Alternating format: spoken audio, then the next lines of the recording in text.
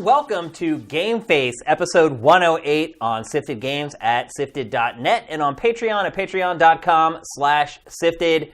I am Shane Satterfield. I am Matt Kyle. And we are the tandem that are going to bring you the best in video games for the week.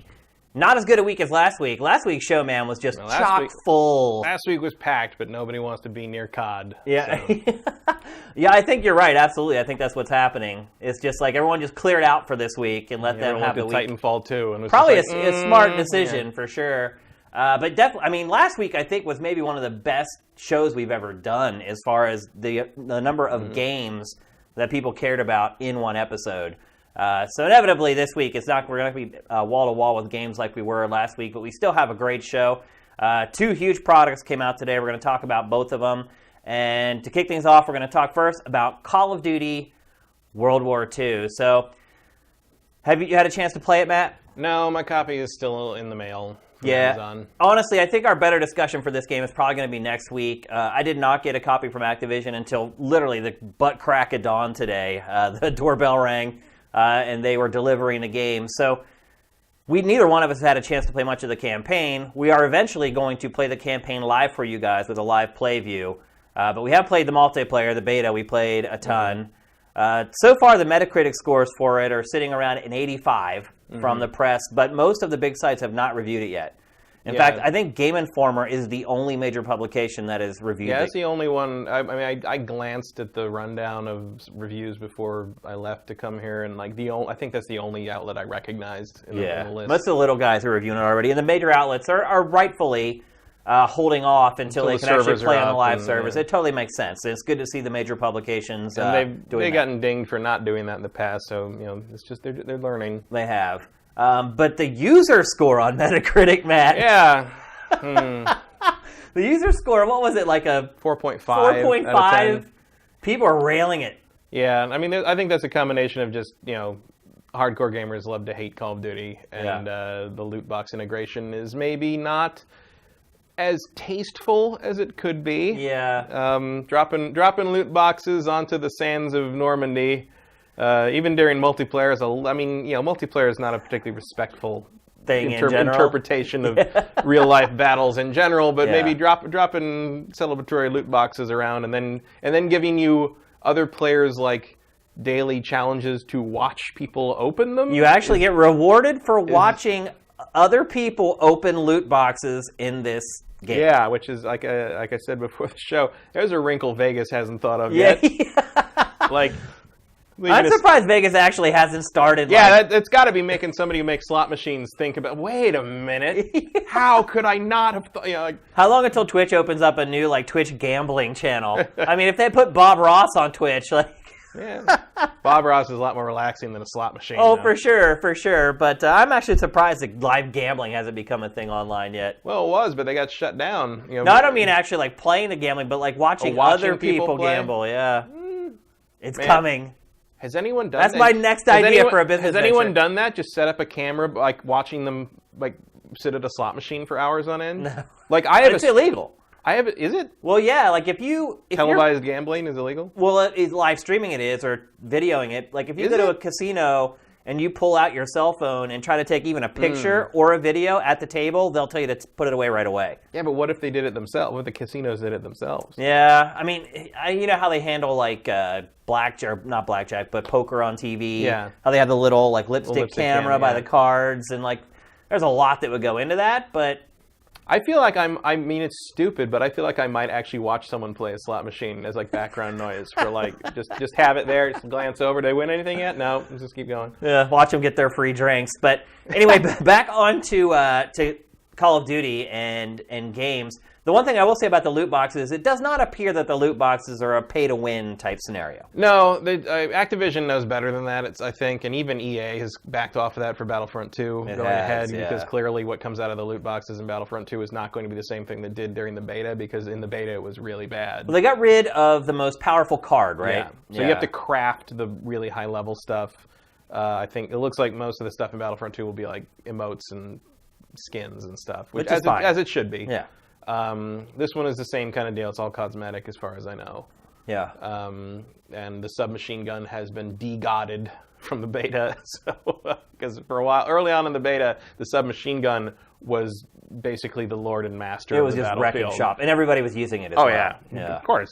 Well, I didn't at first, and then you sent me a text message. You're like, hey, that submachine gun, and I was like, oh, really? Oh, yeah? Yeah. And I switched to it, and instantly my KD started going up. Well, because I'm not a submachine gun fan usually either. in games. And then I read that on Reddit, I think, and I was like, oh, I guess I'll try the submachine gun. It's just like, oh. You just squeeze and cause and he's dead. Yeah, dead. Instant accuracy all the way across. Okay, like 3 from football fields down from a submachine. Which is only supposed to be good for about 30 yards. Right. But... Well, that's the thing, is like the submachine gun was great because it did not behave like a submachine gun. Right, it behaved like a rapid-fire sniper rifle that or knew what you wanted to kill. Yeah. It just homed right in on it. So, kind of to recap, in case a lot of people or new people are watching the show on Patreon and YouTube, we were not big fans of the Call of Duty World War II beta. Mm-hmm. We did like the new mode. Like War. Yeah, War is a really cool mode. And if you guys don't know, War is this mode where you have kind of fronts that you have to defend and the other team attacks. Mm-hmm. And as you lose that front, you fall back to the next one. Yeah, it was like a little bit like Gold Rush or Rush mode in Battlefield. Yeah, that's like true. Bad Company. And there were objectives you have to accomplish as you go. Like you have to do some stuff at a bridge or whatever. Yeah, one side's got to build the bridge. The other one's you want to kill people before they can build the bridge. Right. And that idea was really cool. Yeah, I like objective based. I've liked that since Onslaught and Unreal Tournament back when they introduced that. Yeah. Made by the guys who would go on to make Rocket League, oddly. But you give me like a thing to do besides just kill other team, I'm automatically more interested. I'll at least give it a chance, right? And then I thought the balancing was terrible in the beta. Mm-hmm. People were getting like those dragon shells for the shotgun that would set you on fire. And literally just one shot, it just kills you. And that was something that you had to play a lot before you could get. Mm-hmm. I never did get them before the beta ended. And when you come up against somebody with one of those, they just shoot you once with a shotgun, which has a spread that's like 6 feet wide, and it would just burn you and kill you instantly. The lag I thought was terrible. The way they were working with the lag compensation I thought was bad. Yeah, it was. There were definitely a lot of syncing. It was Battlefront level syncing problems. Yeah, I mean, it was like I know I was playing with and against one guy that's a SIFTD user, and there was one moment where like literally he went through this whole cadre of moves. He like jumped down, shot me, reloaded, shot again, and the whole time I'm shooting him in the head and neck. He kills me. I watched the replay. I never fired a bullet. Mm-hmm. I mean, that's how bad it was. So both Matt and I were not fans of the multiplayer beta for various reasons. So I am kind of excited to go and play it this weekend and next week. I was surprised because it's not, because I hadn't played COD multiplayer in years, literally years. Probably Black Ops 2 was the last time I played it. And so I played it, and I remember I was just like, I hate this. I really am not enjoying this. And I was expecting to come in and be like, yeah, I didn't like any of it. And you'd just be like, man, this is great. I love it. I'm a shooter fan, and I love Call of Duty stuff. And you just don't know how to play. This is your Dark Souls. And I'm just like, but then I come in and you're like, this is garbage. I'm like, oh, okay, so I'm not crazy. I'm not a fan at all. And the weird thing about like how they're handling latency and lag compensation is that this series has gone like all over the place. It's like they've solved it before. Like the first two Black Ops games did a great job with lag compensation. And then you'll have one game that does it well, one game that doesn't do it well. I don't understand why Activision's collection of studios at this point that creates Call of Duty can't just unify their netcode, find the one that works, and just stick with it. But I'm hoping that somehow they fixed it for the final release, and I'll be getting into that this weekend. Betas are for a reason. Yeah, I mean, they're there for that very reason. And I think that's one reason why we didn't go too hard on it, is because it is a beta and the game wasn't finished. So it is finished now. The campaign has been shrouded in secrecy the whole time. Like, they put out, like, one story trailer for it. I think I know who wins, though. Yeah, right. There's no spoilers necessarily with the campaign, but we didn't really see hardly any footage of it. There was that one trailer they put out that had some cutscenes. Yeah, very minimal. Yeah. Similar to Battlefront. Yeah. I don't know what the hiding the campaign thing is for the shooters this year. I don't get it either. But so what we're going to do is we're going to play the campaign live for you guys. We're going to start right from the beginning of the game. And I believe the very first part of the game is Normandy. So pretty good way to kind of kick things off, you'd think. This is kind of the most iconic scene from the entire war. And we'll go regular difficulty like I always do. And here we go. World War II begins. Yeah, we're going way back. Yeah. I was under the impression that Normandy was the first mission. Maybe this is just a cut scene that sets it up. Yeah. September 1st, 39. I mean, that's the invasion of Poland. Yep, a lot of... Even though technically the war in the Pacific was going on long before that. Right, yeah. A lot of the poor user reviews are lamenting that it's not a return to form for Call of Duty, and then the few reviews that I did read of it, most of the complaints are with the campaign. Interesting. Yeah. So the last, I have never been a big fan of Treyarch's campaign design. So to me, the last good Call of Duty World War II game was 2, which was 12 years ago. Yeah. So. They did kind of allow influencers, YouTubers, to publish a lot of zombie stuff over the last couple days. First couple hours of that are kind of out on the internet, and they're up on SIFTD if you guys want to check it out. Yeah, you go, Josh Duhamel. Yeah. Much more serious tone to zombies this time versus the last, 10 entries or whatever. Which I welcome. I thought the zombies had just become too corny and too tongue-in-cheek. And I feel like they did that so that they could get, these directors involved, so they could come in and say so-and-so worked on this and get celebrities in it. I don't know. I think I prefer more serious... The chance to have fun with it. I mean, they went real crazy with it a few times. Pretty much every time, the last, 5 games. Yeah, I think the drive-in movie approach to it was actually pretty fun, but you got to change it up here and there. And I don't mind a more serious zombie thing, I guess. Yeah, this game also basically came out right at Halloween. Not that pretty much they all do, but it was kind of appropriate. They put out a trailer for zombies, on Halloween, so that was a good marketing opportunity for them. All right, so let's see here. Let's see if they actually put us into the game. That's something that really drives me crazy, Matt, is titles. Game titles. I actually had to contact Ubisoft to ask them if Assassin's Creed Origins had a colon in it or not. That's one thing that bothers me. And then Does it? It does not. Does not. Officially, it does not. But see, the problem is our site is linked into Metacritic, and it scrapes a lot of information from there. But how it does it is it has to be exactly spelled as it is on Metacritic or it won't work. And a lot of times Metacritic doesn't have the official titles for games on there. So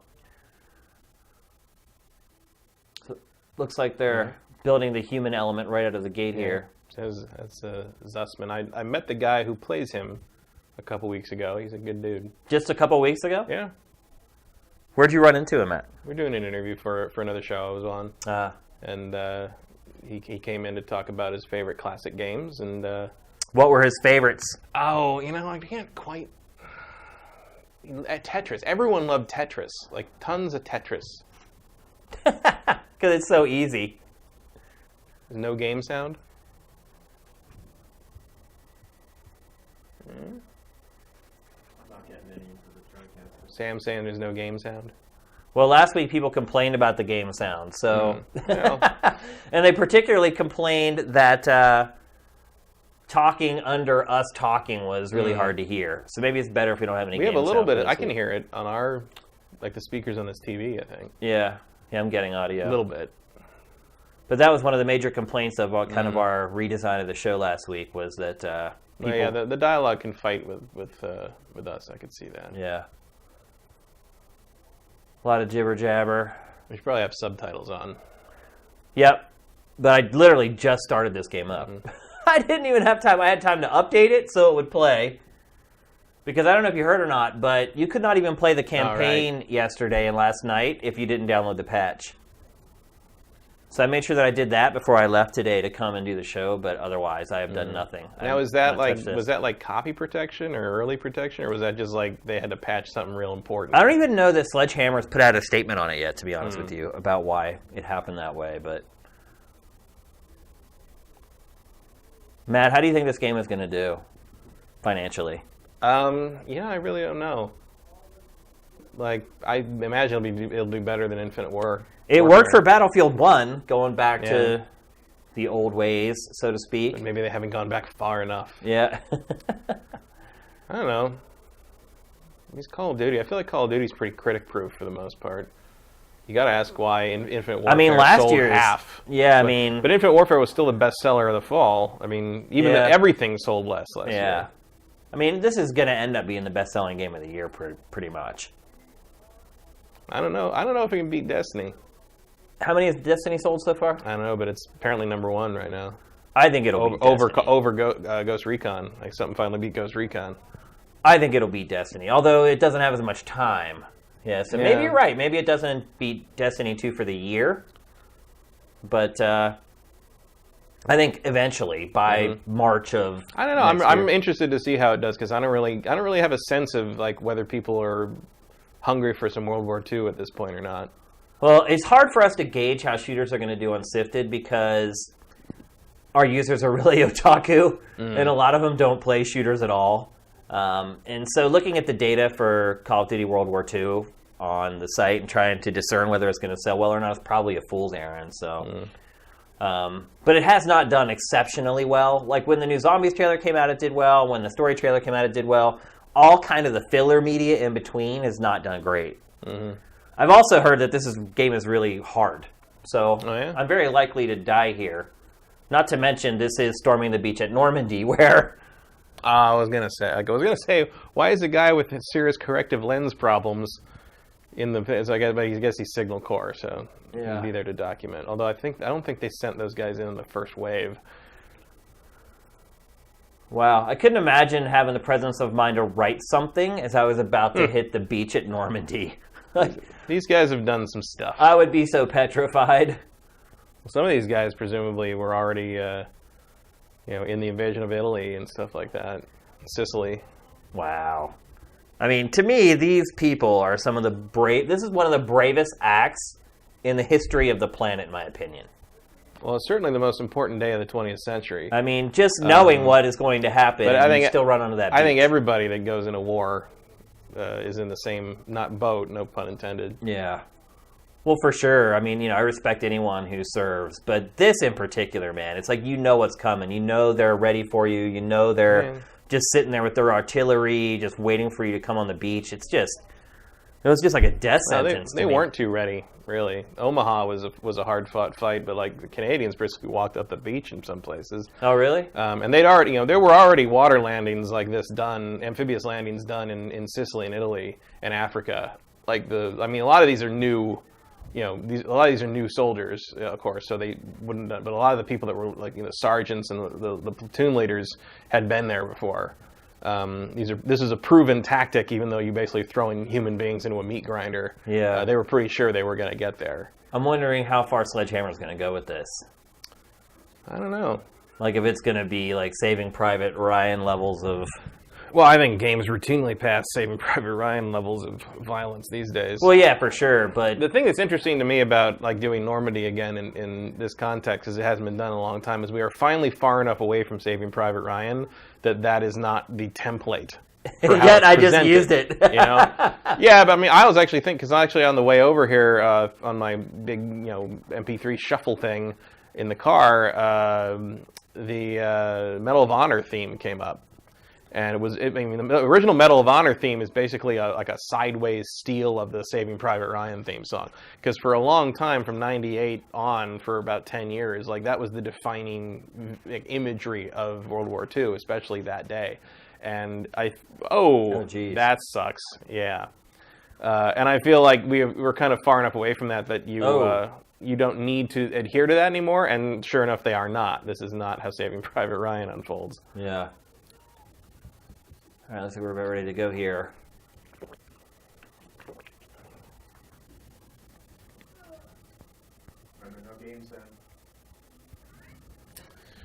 So, the traditional slog up the beach.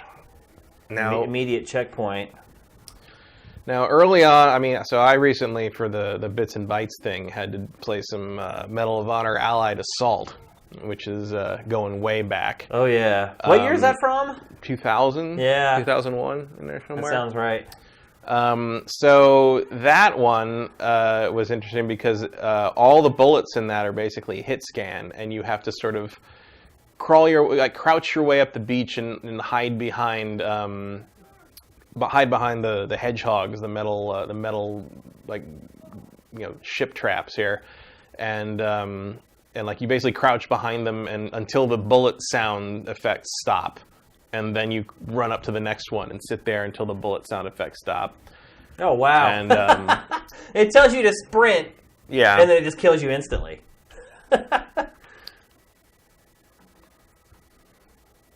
So it doesn't say There where you I'm go. supposed to go. You probably just have to follow people. I'm just And going then, to go from group of people to group of people. Go prone. Oh, boy. Well, you use them as cover. That was good. Not on purpose. Run, run, run. Oh, boy. Sit here and wait for my health to recharge a little bit. Yeah, you've got a full life bar in this one. That's interesting, because it doesn't seem to be recharging. There, you're dead. What? What am I supposed to do there, though? I think one more set of cover ahead would probably be wise. So get behind that tank and give it a little bit. Oh, so I see. And this is the problem of downloading something live while you're talking to somebody. It's telling you wait for them to reload before you run, basically. Oh, I'm not going to make Get those it. hedgehogs. I'm dead. No, you duck behind those things. I can see what people are saying about the difficulty. Well, not if you're... It's not even that it's just hard. Not if you're using cover. Yeah. So get behind the tank, and then you want to make a run for that line of hedgehogs up ahead. After they stop shooting at you, yeah. So that line of 3 there, yeah. Get down, fool. I wonder if I can even shoot. I can. No, There's you're no way not. I'm going to hit anyone. You're not going to hit anything. Oh, there. boy. They're telling me to go, but I'm almost dead. Yeah, you don't seem to have regenerating health there. No, you're right. I guess I'm just So going to go hit for that it. truck. Hit that truck to the right.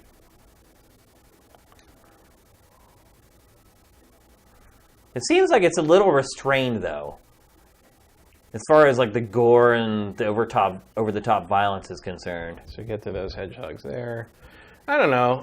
I mean, the guy getting his head blown off in front of you was That pretty brilliant. first shot was kind of rough, but Okay, so you got to work your way left now. yeah. Seems like the bullets died down. Go, go, go, go, go. There you go. So the game just took over there. Yeah, that was a very immersive animation. Where the way it slammed your perspective through the polygon wall. Yeah. What is that thing I'm putting together there? That is a Bangalore torpedo. That is basically a explosive on the end of a long stick, and you shove it over the top and into the barbed wire and the stuff, and it blows it up, so you can move through the seawall. Interesting. What's that called again? A Bangalore torpedo. Bangalore torpedo. Oh.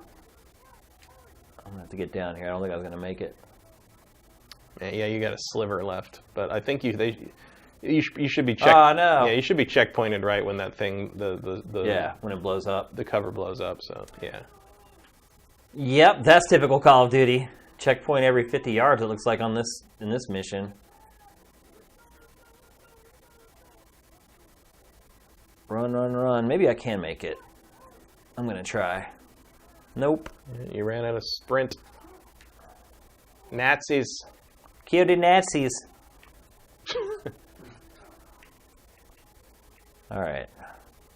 Okay, now you're in your comfort zone. In the trenches. I guess I gotta go this way.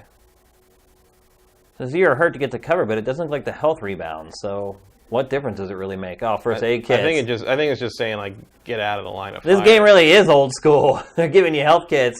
It was before we invented recharging health. That's funny. That came about somewhere around the Vietnam War, apparently. Grenade. I thought I saw him throw a Granada. grenade. Hello. Am I using a Garen right now? Looks like it. Oh, thank you. Well, that was my guy there. I tried to kill. I don't know if I'd like using first aid kits. What's this? Oh, Kidding, more they're health. probably full of morphine. It's great.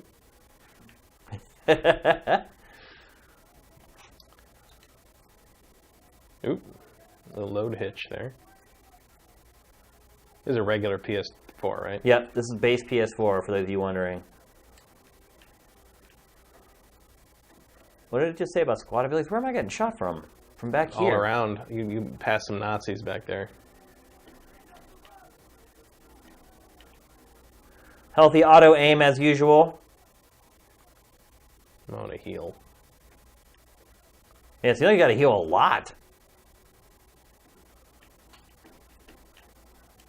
Wow, you weren't even close to shooting that guy, but it still counted. Oh, that's the auto aim, baby. I mean, it just basically puts it right on their heads as soon as you aim down the sights. And I am playing this on the default difficulty setting, regular or whatever they called it. That's my team. Yeah, I mean, certainly if you play a lot of the older kind of World War II shooters, the early the early sort of big action scenes are usually almost theme park rides. Yeah. But it looks like they're willing to kill you right out the gate here. I keep my gun. Whoa!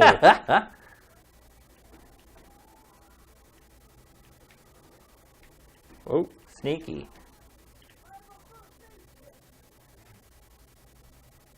Where'd he go? Oh, there he is. Kill him. So I guess I can get first aid from this guy. Yep. Thank you. So that's the squad stuff they were talking about earlier, I guess. these guys just haven't noticed.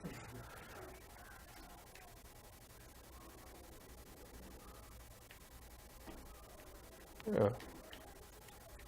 Couple quick headshots. Yep.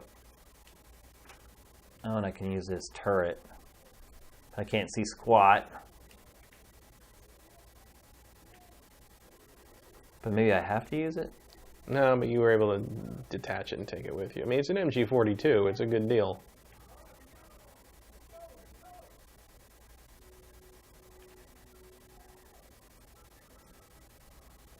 Clear the bunker.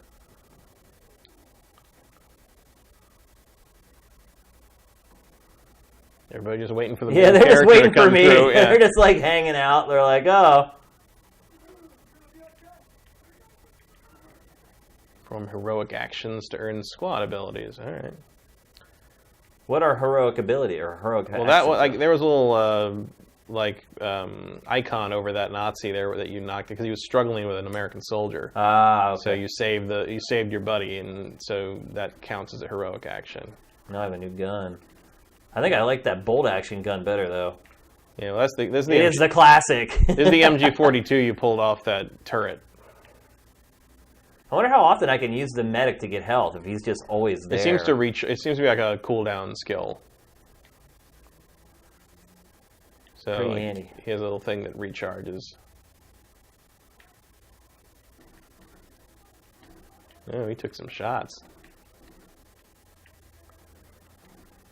Right in the face.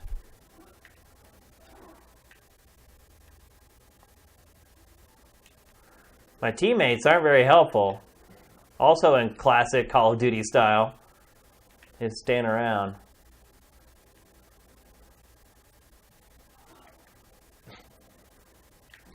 Ahaha. Got shot up close. I miss the, Wolfenstein, you melee somebody that close, you get a cool kill sequence. Yeah, this is just the generic stabby stab or the butt end of the gun. This gun's got crazy rise on it. Oh boy. Alright, I'll die one more time and we'll call it. So we're probably going to talk about this again next week once we've had more time with it. I just wanted to kind of show it off for folks who maybe are thinking about that impulse buy today. And there are going to be a lot of them. Hello, Amazon. Cancel the shipment. Yeah. Send it back. Well, a lot of people have kind of fallen off with this franchise over the last decade, really. Yeah. And this is kind of supposed to be the one that gets them back into it. So I wanted to make sure that we showed it to them. So you try to make a determination on whether they want to pluck their money down. Plus, I'm into plus Friday's becoming the new Tuesday, and a lot of people are getting ready for the weekend, and they're like, well, should I buy this to entertain myself for the weekend? I just want to make sure we got at least a little bit of it in before you should heal. Everyone has to make a decision. Yeah, I'm not used to that at all. Mm-hmm. having to manually heal. A lot of that will depend on how well they balance this, to whether I ultimately like it or not. If I have to do it constantly, that to me that's just more of a pain in the butt than it's worth. If it's something you have to like, yeah, babysit. It does seem like a pretty constant thing at this point. I wonder how far that'll go. Like I always like a grenade just rolled kept about rolling 10 away. feet away. Like I liked. I wasn't a giant fan of the game overall, but I always liked Resistance Fall of Man's approach, where like you had regenerating health, but only in a you had like 4 life bars, I think. And if you drop below a life bar, that no longer regenerated. Yeah. And then you had to find health packs to get those bars back. It's kind of like a compromise between the two systems. Yeah. Like I thought that worked pretty well. Yeah. Man, I haven't played a Resistance game in forever. That's because they haven't put one out in forever. But, I mean, that series is clearly over. But okay, so it looks like you tap the touchpad to get your waypoint. I would play I feel like maybe I might want to go back and replay the Resistance games. I don't think we'll ever get another one, though. No, I don't think so. I think those days are done. That's over. Oh, jeez. Oh, damn. That was a big mistake. Every Nazi in Normandy did something there for once. And you're out of MG42. I gotta switch. Oh, probably triangle, I would think, since it's every other game in the series. Yeah, I prefer the Garand, man. Garand's a great gun. Because you just know if you land a shot, chances are, if your aim's even decent, it's going to kill him. Well, also, I mean, you're not getting the benefit here because we don't Doing. have, boing, we don't have the sound. But I love the ping of the clip popping. Bing, bing, like that plate going up. It's great. One of our editors back at G4 owned one of those. A Garand? Yeah. Wow. Justin owned a Garand. Dude, it's a flamethrower. Not for long. Boink. It is very rewarding to see those helmets pop. Yeah. For sure. Help me, brah. Oh, he needs help, I think. Oh. Clang. Is that guy alive down there? Now, are you reloading that like by manual? Yeah. Are you hitting it? That's an error. Well, not an error because the gameplay is probably better, but you can't. You like other games. I don't remember if Call of Duty did it, but several other games you had to use up the clip before it would pop, and then you replay. Like you basically. This gets habit for me, man. I fire a couple shots. Same. I just immediately. But reload. an M1, every shooter M1, you should have to finish the clip before you can reload. I was not aware that that's how the gun worked. What am I doing here?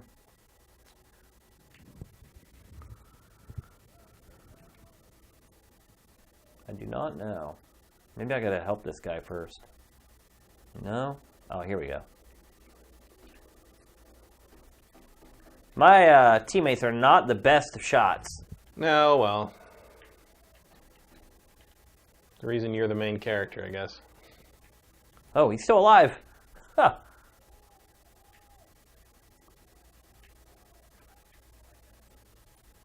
Ting. It's hard to play with no sound. Yeah. We do have a little sound here, a little but it's bit, really but low. the sound effects are such a cue in where guys are and where the danger is. Oops, flamethrower. Clear the bunker. Where's the flamethrower? It's on the ground right there. It says hold the Oh, there we go. All right, let's try this out. Let's fry some fools. Oh, not those guys. Not those. Oh, my God. Court-martialed. Get out. Dishonorable discharge. I guess I can just...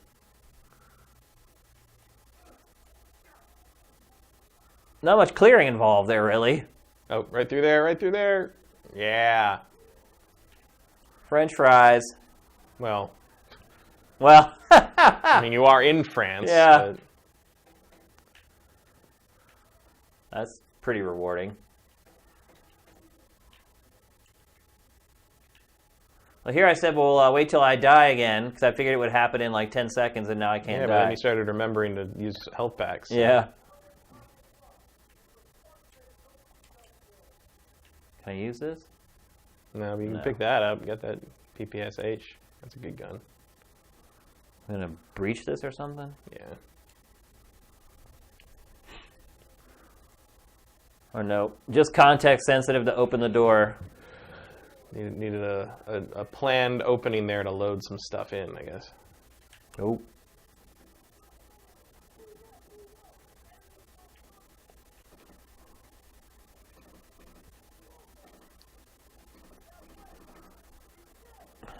The popping helmets really never gets old. Oh, there's a guy up on the roof there. There he is. 2 of them.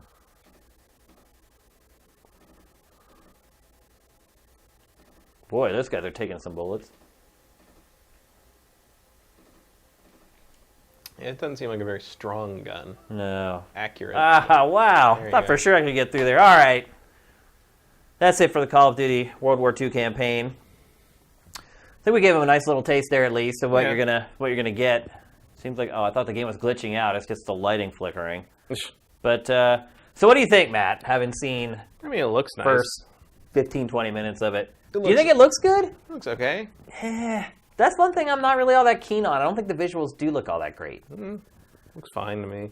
I mean, that's Not, fine. I think that's a good way like, to put it. But it's not going to be on my short list for best graphics at the end of the year. But like, it looks good. It looks, certainly, we haven't seen a World War II game look that high quality maybe ever. No, that's true. But still, I think because they don't make them anymore. Yeah, so. I think what we're seeing though is what we've seen last generation, whereas Call of Duty starts out looking pretty good, and then as the generation starts to wind down, it starts to look less and less competitive. And they've done the same thing with this game that they've done in the past. Said, "Oh, well, we've done this and this to the graphics engine, and it's gonna look so much better." And ultimately, it really doesn't. I think part of it is I think Call of Duty gets stuck in a rut with its animations too much, and it certainly did for a long time through the 360 PS3 era. Yeah, where they're just reusing the same animations from Modern Warfare 1 over and over again. And I think that's one of the things that you can get away with pretty standard texture work and geometry, but like if you got guys doing the same stuff over and over again in front of your face, all the melee stuff looks like it's just been swapped out from prior games. Yeah. And when we played the beta, that was one criticism I also had of the beta. And again, you don't want to go too hard on it because it was a beta. But I wasn't impressed with the visuals in the multiplayer. But typically, you can't really look at multiplayer visuals and say this is what the campaign's going to look like. But in this case, ultimately the campaign doesn't look that much better than the multiplayer. And obviously, with Call of Duty, they're really concerned about frame rate and keeping that 60 locked. And I will say, frame rate was great. Yeah. It did run really fast. But a couple of hitches here and there where it looked like it was loading a new section or something. Yeah, and that's been a part of the series for a while, too. True. But I don't know.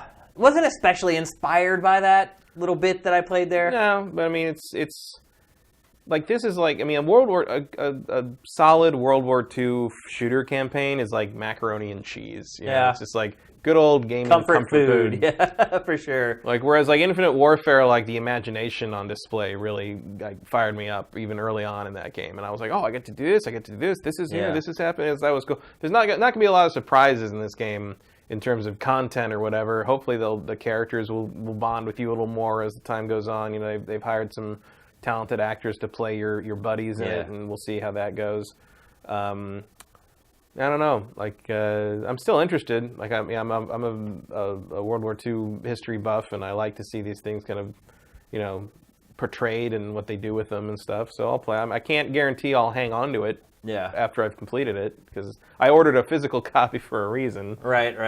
Yeah.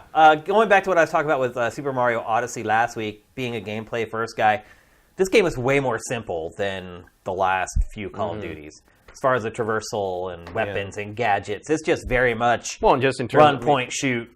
Well, also just in terms of like what the last one you had a hub and you had to pick your missions and you had there was flight sequences and all that. I mean, there's nothing like that in this, as far as I know. Yeah. I don't think there's a section where you fly a plane. I honestly Although there is a plane on the title screen. Right. So like I said, they have not shown hardly any of this, Yeah. so it's going to be all new when everybody gets to play it. But I don't know. I guess I'm a little lukewarm on the campaign, but I'm going to give this a go this weekend and see what I think, and we'll talk about it again next week. Yeah. I mean, I would probably be passing on it if it wasn't World War II. Yeah. Because I'm interested in that war, and if it was just another kind of generic future-ish game, like I probably wouldn't care. Yeah. Like I can only play so many of those before, and apparently so many of those is 3. like that's why Infinite Warfare I like, because it was so far future. It was so, I mean, that clearly takes place like 2 or 3 centuries from now. Yeah. And at least. And it tanked. So and it did not do well. But everything didn't do well. Last Yeah. year. You know, in comparison to its competition, it did very well. But nothing sold last year for whatever reason. Yeah. So well, we'll that see. seems to be turning around. I don't know if It you does saw seem the to be doing better. financials from this past week. Everyone's just making money hand over Everyone's fist. doing great. All Mario's, from digital and like. Well, yeah, and Mario's selling great. Yeah. Which is best-selling good. Super Mario of all time. Fastest selling, yeah. That's shocking to me. And sold it was like 2 million in the first week, and Yeah. I think it took Zelda like 2 months. Yeah. Now part of that was because people couldn't find Switches, Install base, yeah. but still, you know, the hunger is there for Nintendo's, you know, first-party top-tier content. We knew that. Yeah. And But all the publishers did well, except for EA. yeah, And we'll get to EA in a little bit, so I won't go there. Let's move to our next topic. We're going to talk about a survey that came out this week about how people are using the Switch, Matt. Did you get to look at this at all? No. So basically, Nintendo did some research and started asking its customers, how are they using their Switch? Are they using it as a console only? Are they using it as a handheld only? Or are they using it as both? So obviously, both is going to be the one that gets the most response, and it was the most popular. But as far as the disparate size of that, which one do you think is more popular? I would think docked would be more. Use a console would be more popular. It wasn't. Handheld. Handheld was the most popular solo use for the Nintendo Switch. What do you make of that? I don't know. I was pretty shocked, because you're a person who says you won't use Switch as a handheld at all, right? Yeah, it's never left. It's only left the dock to be put in its storage case for several months while I didn't use it. Yeah. Until Mario plus Rabbids came out. When I went back to the East Coast for the funeral a couple weeks ago, I did take my Switch and I played it a little bit on the plane. But that was the first time I used it as a traditional handheld. I have been using it in handheld mode because my console is defective. Right. And I can't use Joy-Cons you or have a the weird Pro Controller. situation Yeah. there. I might bring it back home for Christmas when I visit my mom and her family, but one of the things that I have advantage there is my niece has one, so she has a dock. I can use it on her TV and play it there if I want. I only play stuff on handhelds if I have to. Yeah. Like, that was kind of the 3DS and DS and GBA thing too. Is like there were games on those systems that were not on any other system, so I played them on that. Like I will play whatever I have to play something I want to play. Right. But if I have a choice, I'm going to pick the large screen and the good sound, and that's just how it is. Like I don't feel the need to always have a game on wherever I am going, and I also have no way to transport it because I don't usually bring a bag with me. I put mine in when I travel with it in a sock. And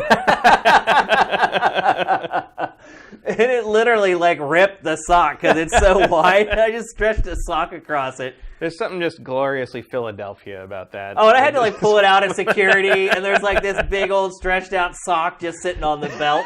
It's really funny. I have yet to buy a case, which I guess I should, but I don't really use it in handheld mode at all. Right. I got a case because I knew I'd be. Well, here's the thing, because I didn't get a case. It came with Zelda. It's the Zelda case that came with the. I didn't get the one with the Master Sword statue, but I got the one that came with the the tablet thingy. The thing, it was clearly originally supposed to be a Wii U controller, but now it's just a little slab thing. The Sheikah slab or Sheikah slate thing. So it looks like that, and you put it in. It's a really nice hard case with like nice. It's very nice. But I'm turning into Donald Trump. It's like, it's very nice. It's great. Many people are saying that this case is one of the nicest Switch cases. So I stuck it in there. The only reason I stuck it in there was because it was still had that problem where periodically, because I have it on a switcher with like 3 other things, and periodically it would just switch back to even with sleeping. It would jump back to the Switch and then jump back to the PS4. Weird. It was a thing that people were having a problem with it like that. Was it a problem with the Switch or the Switcher? Switch. It was the Switch. Oh, wow. Like the Switch would just suddenly monopolize the switcher because it's an automatic switcher, so it jumps to whatever is the current. Oh, once the signal comes. So periodically, even when it's asleep, the Switch would send a signal or something, and would jump over there. Weird. So I had to take it out and put it in the case because it kept doing that. And now I don't know which update what it was, but some update fixed that because it's been in the dock since Mario plus Rabbids came out, and it has not done that at all ever. Interesting. Not since late. So that's like 2 months. So it hasn't ever done that again. So I have not taken it out of the dock. It is bending a little bit from the heat, but like, why do I care? If you're not going to use it, I'm not going to use it as handheld. Yeah. I mean, unless it bends enough that it stops working, which I guess is possible. But then I'll have to call Nintendo and be like, "Excuse me, sirs, but your design is terrible." I think what surprises me most about the data from that survey is that, to me, a lot of the people who are buying a console who are earlier adopters are people who have disposable income, generally a little bit older. I would think later on in the Switch lifespan, once a lot of the younger kids start getting a hold of them, that is where it would kind of start tilting towards the handheld side. But I was shocked to see that most people are using their Switch as more people are using their Switch as a handheld purely than as a docked console purely. I think it also, hopefully it was eye-opening for Nintendo as well, because we've been saying forever on this show that we would love to see Nintendo just stop developing 3DS games and start diverting those resources towards Switch development. And maybe now Nintendo will look at this data and say, hey, people are playing the Switch as a handheld. Maybe we can start moving some of these teams over, these handheld teams, and move them over to Switch and have them start creating more software for the system. So I think it's encouraging to see that, even though I don't use it that way. I think it ultimately could goad Nintendo into creating more and better software for Switch. I don't see them making that shift for quite a while. I think like there's just too many 3DSs out there. There are, but I mean, if you look at Nintendo's release schedule for the next 6 months, it kind of blows its load with 3DS in the next quarter, and then it appears either we're going to get a new handheld or Nintendo will just have to focus on Switch 100%, which would be in its best interest to do, by the way. Maybe. I mean, they just announced a new Zelda 2DS, one of the ugliest handhelds I have ever seen. That's coming out this holiday season as a bundle. And that's the 2DS, the one that looks like the Play School, like my first tablet or whatever. You know what I'm talking about? The 2DS is just flat, and it has the buttons and then the screen. Because there's the new 2DS that actually No, this folds is like up. the old school This is the one. old like wedge of cheese with screen on it. And it's like puke green with like yellow buttons. It's one of it's like Green Bay, no offense, it's like Green Bay Packer colors or whatever. That is coming out this holiday season. And so, sure, yeah, Nintendo's have a lot of 3DS software on the docket. It's still coming, but most of it is scheduled to be released before the midway point of next year. Yeah, so well, I got my Samus 3DS as a backup for when my existing one maybe dies one day, so I'm good. Yeah, but I mean, they got how many? 40-some million of those things out there? Like that's a big install base. So just ignore. And it's going to remain a big install base for another couple of years until the Switch catches up. But there are so many games available already for 3DS. I mean, a lot of those cases you could just make sure you're shipping the best 3DS games into retail. Sure, but like you're still, you're going to put out a game. I think at best you're putting it on both. Yeah. Like there's no downside to putting it out on 3DS as well. And Fire Emblem Warriors did that. Hyrule Warriors did that. It's a lot more work. though. I bet whatever Smash Brothers thing happens, I'm sure there'll be a 3DS version for that. You still got stuff coming out, even the weird niche stuff, because sometimes that's the stuff that dries up first. But they've still got Style Savvy 4 on the way in December. Those games are fun. Really? Yeah. I mean. Really? Oh yeah. Wow. Like as they progress, like give you a lot more freedom. Have you been playing this with your niece or something? No, I just played them. Really? Like wow. I didn't play the recent one, but I played 1 and 2. And 2 like really like lets you design your own store. I don't know anything about fashion, but like I do know about retail. And it was pretty good. Wow. Like, it like taught you some stuff. Like if you're a kid playing that and you like have played enough Style Savvy, and then you decide to get a job at like a summer job at like a mall or something, You could do it. Like you would have learned some things you need to know for that from playing Style Savvy, I would say. Wow. It Consider my mind blown today. As someone who worked retail for over 10 years before he got into gaming, game journalist TV stuff, like it rings pretty true to me. Wow. I feel like it's simplified, but it's there. Would you recommend people buy Style Savvy? Yeah, if you kind of want to have like a store simulator thing. If you want to have a job while you're playing games. Yeah, but you get to design what your store looks like and what goes in the shop front window and like what kind of stuff you carry. I mean, it's just. It seems like I kind of get that from Animal Crossing, though. It's more detailed than Animal Crossing, and you don't owe money to a vicious raccoon. By the way, I don't know if you saw the icons for the Animal Crossing microtransaction thing for the mobile game. No, I saw this. Has that come out in the U.S. yet, or only Australia? I think it's only Australia, but soon. So there's like the series of microtransactions to get bells or whatever, and like there's pictures of each one, and the maximum one, like the $100 one or whatever, is a picture of Tom Nook taking a bath in bells, like covered in the tubs filled with bells. That's great. I'm like, they know. No one's going to complain about that icon. No, they know. Like, they're being very straightforward about what's happening there. Yeah. And because Tom Nook is actually one of the greatest villains in video games. He kind of is. Yeah. Yeah, I like that. All right, let's move on. We're going to talk next about Paris Games Week, which has really just turned into The Sony Sony's show. Games Week. Yeah. It's really funny. Like, I mean, we got a little bit of Microsoft stuff out of Paris Games Week because obviously Xbox One X is launching this week, and The so Sony just pulled the stopper out of the dam. It was like, here you go. Like, holy cow! I think in a lot of ways, Paris Games Week was better than E3 for Sony. yeah, Sony had a lot more ready to go for this, for sure. Yeah, I mean, tons of At least the stuff I'm interested in. Like, I mean, as someone who not as many game debuts, but better But looks at more of existing stuff we games knew about, and yeah. some pretty significant debuts. And I also think I'm shocked that Shadow of the Colossus is that far along. yeah, February next Yeah. year, and it looks amazing. yeah, I'm $39.99. Like, they're making all the right moves with that game yeah. for me. Well, they're saying the gameplay still feels clunky, and so I wonder Well, if yeah, it's Shadow of the Colossus. that was my question. Would you feel all right if it weren't a little clunky? No, that wouldn't be the same game that's kind anymore. of part of the charm. I of just it, right? want visual upgrades. Right, I don't, which don't, you're don't getting. It don't looks mess with incredible. Although I would like them to, because the HD remaster on PS3 used for the gameplay and the difficulty balancing used the European version, which was a little arbitrarily harder than the US and Japanese versions.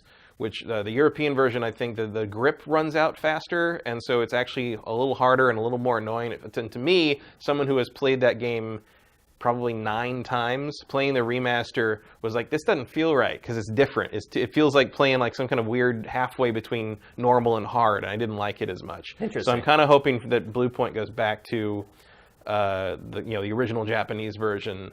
And if you want to put in extra hard difficulty modes, great. I'll play all those. I'll play all the time attack stuff. I'll do whatever the hell you want. But the main base mode, I think, should be the classic original this time. I'd agree with that. Probably the biggest game that was shown, at least in my personal opinion, was The Last of Us Part 2. Yeah, I think that's probably the biggest thing they had, or will be the biggest thing when it comes. Yeah. And I think even just what was shown there was probably the game that stirred up the most conversation, controversy.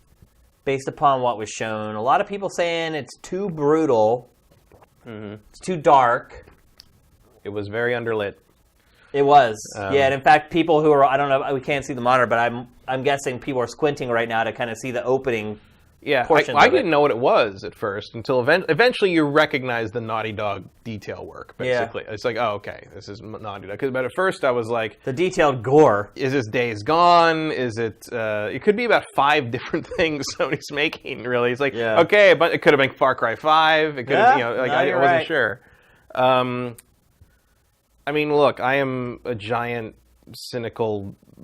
immune to violence in fictional media person. Period. None of it bothered me. None of it. It didn't bother me either. And the thing is, I don't find it particularly extreme what happens in that trailer. If you're squeamish about it one way or the other, fine. I do think there were some people saying like they shouldn't be allowed to do that kind of content at all, which I think is ridiculous. If you want to do that, if you want to do that in your game. Do whatever the hell you want in your game. What was their big sticking point? Is there one moment in that? Torture. I mean, they're torturing that woman and breaking her arm with a hammer to to get her to tell them something about where something was or something. And kind of the lynching thing going on. People is just that's the thing. Now the thing is, they should be allowed to do whatever the hell they want in their game. And if you don't like that, if you don't like that, don't play it. However, I think the people that have a valid point are the ones who are saying it like Sony basically just sprung that kind of content on people that were watching this presentation. And I don't care. I will watch whatever the hell you put in front of me. If you want to sit down and watch a Serbian film, let's do it. I'm in. That's where I might draw the line. But like Do not go and watch that movie, by the way. No, that's not a recommendation. No. I'm just saying I've seen some real gnarly shit, man, in film and television and games and everything. And this trailer don't even rate. But yeah, it was like just way down ticking at the bottom of the scale. But the people who are questioning whether this is really what you want to use as your marketing material, I think have a valid point. At the very least, maybe when you know, I know there was a content warning in the beginning of the presentation, but like I don't think you would be unwarranted to say that they could pop something up at the beginning of this trailer that says, "Hey, there's about to be graphic violence and gore in this sequence, so just be ready for it." You know, I mean, not to call it a trigger warning, but like basically, I don't see a problem. That's what it is. Yeah, but I just don't see a problem with giving a heads up on that because, like, look, there's a reason. Movie trailers have that kind of approved for all audiences thing, and you have to go seek out the red band version. And I mean, in all honesty, if that were a movie trailer, that would have been a red band. It would have been a red band trailer for sure. For sure. So, like, and I mean, look, and I think it's, like, I don't know if it's funny or but there's something weird about it in the sense that you remember when we were on extended play back in the day, and they wouldn't let us show people getting shot in first-person shooter footage. Right. And we had to, like, turn on God mode and, like, wave the gun around and pretend we didn't know what we were doing all the time. Yeah. Like, and when we SMP at Tech TV was pretty hard. But that was, I mean, GameSpot, I don't know if did that, but, like, there was IGN did that for a while. Like, a lot of the outlets wouldn't show people getting shot, especially in the wake of Columbine. Yeah. And, I remember a lot of Kingpin reviews were very awkward because of that, which is right around the same time that happened. Yeah. And then I remember when they came to us to develop X-Play, that was when I think you and I both had that. That was our first request was, can we shoot people? Yeah. Can we show what the game actually is? And they pushed back on that though. Yeah, but we got it. Eventually we got it, but a lot of it had to do with like, wasn't it a case where they would say, okay, well this episode's airing. We had to like prime time versus late night. Yeah, that was one of the reasons that was a big caveat for us. Yeah. Yep. But I think it's funny, like 13 years ago, we were having that argument, and now Sony themselves is putting that out as here's the trailer to make you buy our game. Yeah. There's a shift. Do you think, maybe I don't know what that says, but it's certainly a shift. Maybe that's the most important question to ask here is, do you think that trailer sells the game? Because that is the objective of promotional media. It's to get people excited to want to buy a product. I mean, I think it does if you're the certain audience. I mean, if you're a horror movie fan, maybe, like, if you really love Hostel and you're, like, looking for something like that set in a fungal zombie apocalypse, that's the only game in town, really. Yeah. But I think because of Naughty Dog's strengths, I feel like selling it more on the back of the character relationships and the world. And then there is world building in this in the sense that, like, it's a post-apocalyptic situation where the rules we consider to be socially acceptable and the rules of civilization are gone, and the only rule left is survive. Right. And you are in a scenario in which, when those rules go out the window, there are going to be people. Clearly there's a cult mentality happening in this trailer. The one woman is like, the one woman is being hanged, maybe pregnant. There's speculation that this may be a flashback, and she may be Ellie's mother. She's one of them. Right. Well, she's part of the cult, but she switched to be with this woman apparently, or join this rebel group or something. Like I have a lot of questions about what happens in this, and I want to know what. It doesn't really the story. Explain hardly anything. No, but like a teaser's supposed to make you ask those questions about. Yeah. I mean, I'm more curious about what's going on, and I want to know the answers, and that is the way to find that out is to play the game. So in that sense, it was an effective teaser for me. But I think the people saying like, hey. While I am up for, some ultra violence in my zombie stealth, throat slicing, shivving, shotgun to the face game, because let's not forget the first game was sold with very similar stuff. It was, yeah. I mean, it was not a pleasant ride. No. The trailer to the first game either, where like Joel's like blowing people's faces off with shotguns and all that stuff. You're clearly saying this is for a certain kind of person or someone who's okay with this kind of content. But I also think there's an argument to be made where I've seen many people saying that, like, I'm okay with that content in context of sitting down to play this game when I want to play this game. But when I'm just here to watch, a presentation on this crazy, like suddenly getting hit with this is sort of like, oh, it's a kind of a mood whiplash, and it makes me a little uncomfortable. And I'm like, I think that's a valid thing. Yeah. I think not that Sony shouldn't run it, but I think a little warning ahead of time. Well, they don't even tell you what the game is before Right, they you start don't know showing what you're looking it. at. So there's no heads up whatsoever. So even I if you, can at understand the very that. least, even if you just got a Naughty Dog logo, you know you're about to hit some shit. Yeah. You know, like because Naughty Dog tends to do some, certainly Last of Us. Well, people would have known instantly once the Naughty Dog logo came up what the game was. Right. At least most of the people who are watching that live. Right. Because those are the people who are really into games and will get that like right away. So also, it's like, one of the other things that might have helped is Sony's classic insistence on cutting to the audience during their, you want to cut to the audience during the arm break shot. That would mitigate. And if you want to see the whole thing, go seek it out on YouTube. Well, it's also funny because that would be the one time where people would be okay with seeing audience reactions. Right.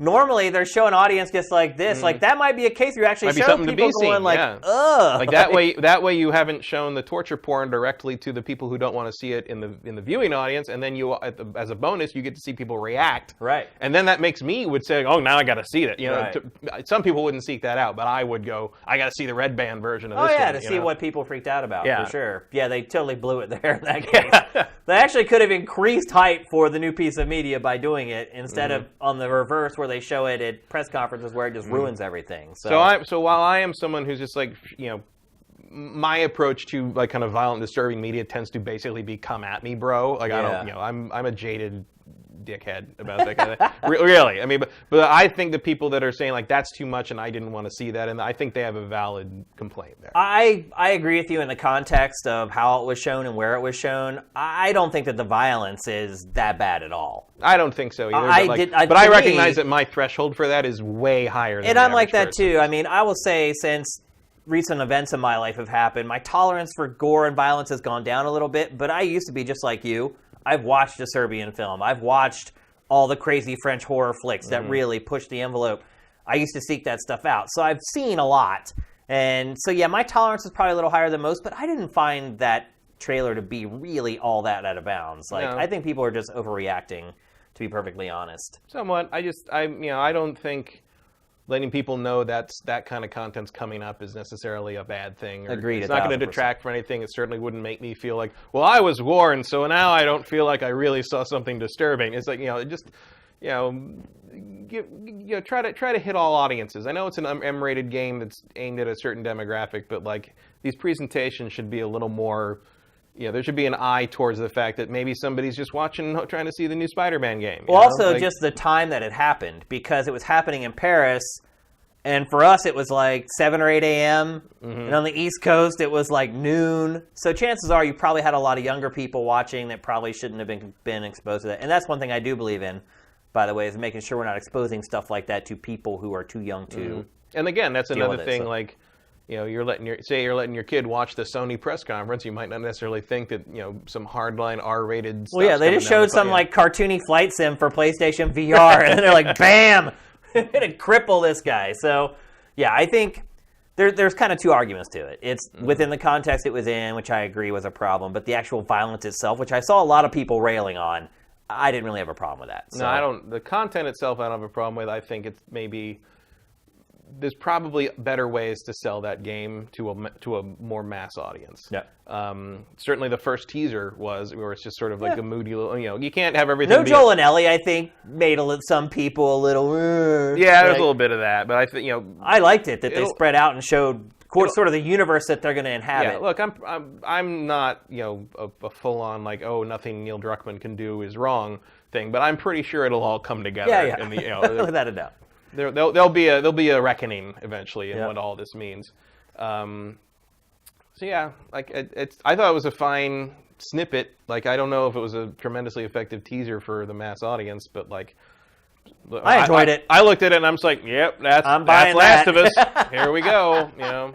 Probably the second biggest game that was shown was a very brief snippet of God of War.